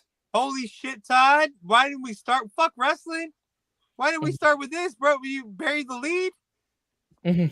Like, damn, I'm interested in this. I have to find out more. I'll get some information from my homie. That's cool. You can also Sorry. check that on my Amazon list. You can check out my first comic, Robots versus Princesses, and you can check out the first issue of my wrestling comic, Disciple, which is about a wrestler that gets possessed by the god of war. And then, and when he gets more over, he gets more powerful. Then there's Panspermia, which is a collaboration between me and Selena De Laurenta from MLW. And finally, there is for free on Webtoon my series Tales from the Aurora, which, if you're a fan of Robotech or Macross and anime, this is my loving homage to all of that. And I love this series. And we got a couple stories in the can that are going to be coming up. Just go on Webtoon, look up Tales of the Aurora, subscribe, and you'll be seeing a lot more. Where the final chapter of our first one, First Contact's coming out. So it's going to be great. And I'll go, because obviously I am Andrew Davis. I am very findable on social media. If you look me up, you could probably find me. I run pretty much Pop Anime Comics. So anything Pop Anime Comics is mine, whether that's on Twitter/X, Facebook. It's Pop Anime Comics. Conversations in Pop Culture is what I run as well. Pop Anime Comics YouTube. I guarantee you I got 1,400 videos up on YouTube. I'm going to be adding a lot more, do a lot of polls, do a lot of interaction. You never knew who's going to come on my show. I got some fun interviews coming. I got Darren Davis, who publishes some of Todd's work. Mm-hmm. He did the Rush book, and I think a few others. I think Atlas was another one. Yep. If I'm not mistaken, obviously Darren Davis did the Taylor Swift book. Very cool book. Super excited to talk to Darren. It was a big one for him. I wasn't involved with that. There's more stuff coming. I mean, let's just say C2E2 is going to be a lot of fun. Because I don't know if you know what's coming for C2E2, but let's just say the greatest basketball player ever may or may not have a book out with Tidal Wave. But and I'm going to tell you something else with Tidal Wave. I'm working on I'm taking a Golden Age character and I'm bringing her into doing the most radical retake on her. And I'm tying her to, let's just say, a character that was part of the League of the Regrettable Superheroes.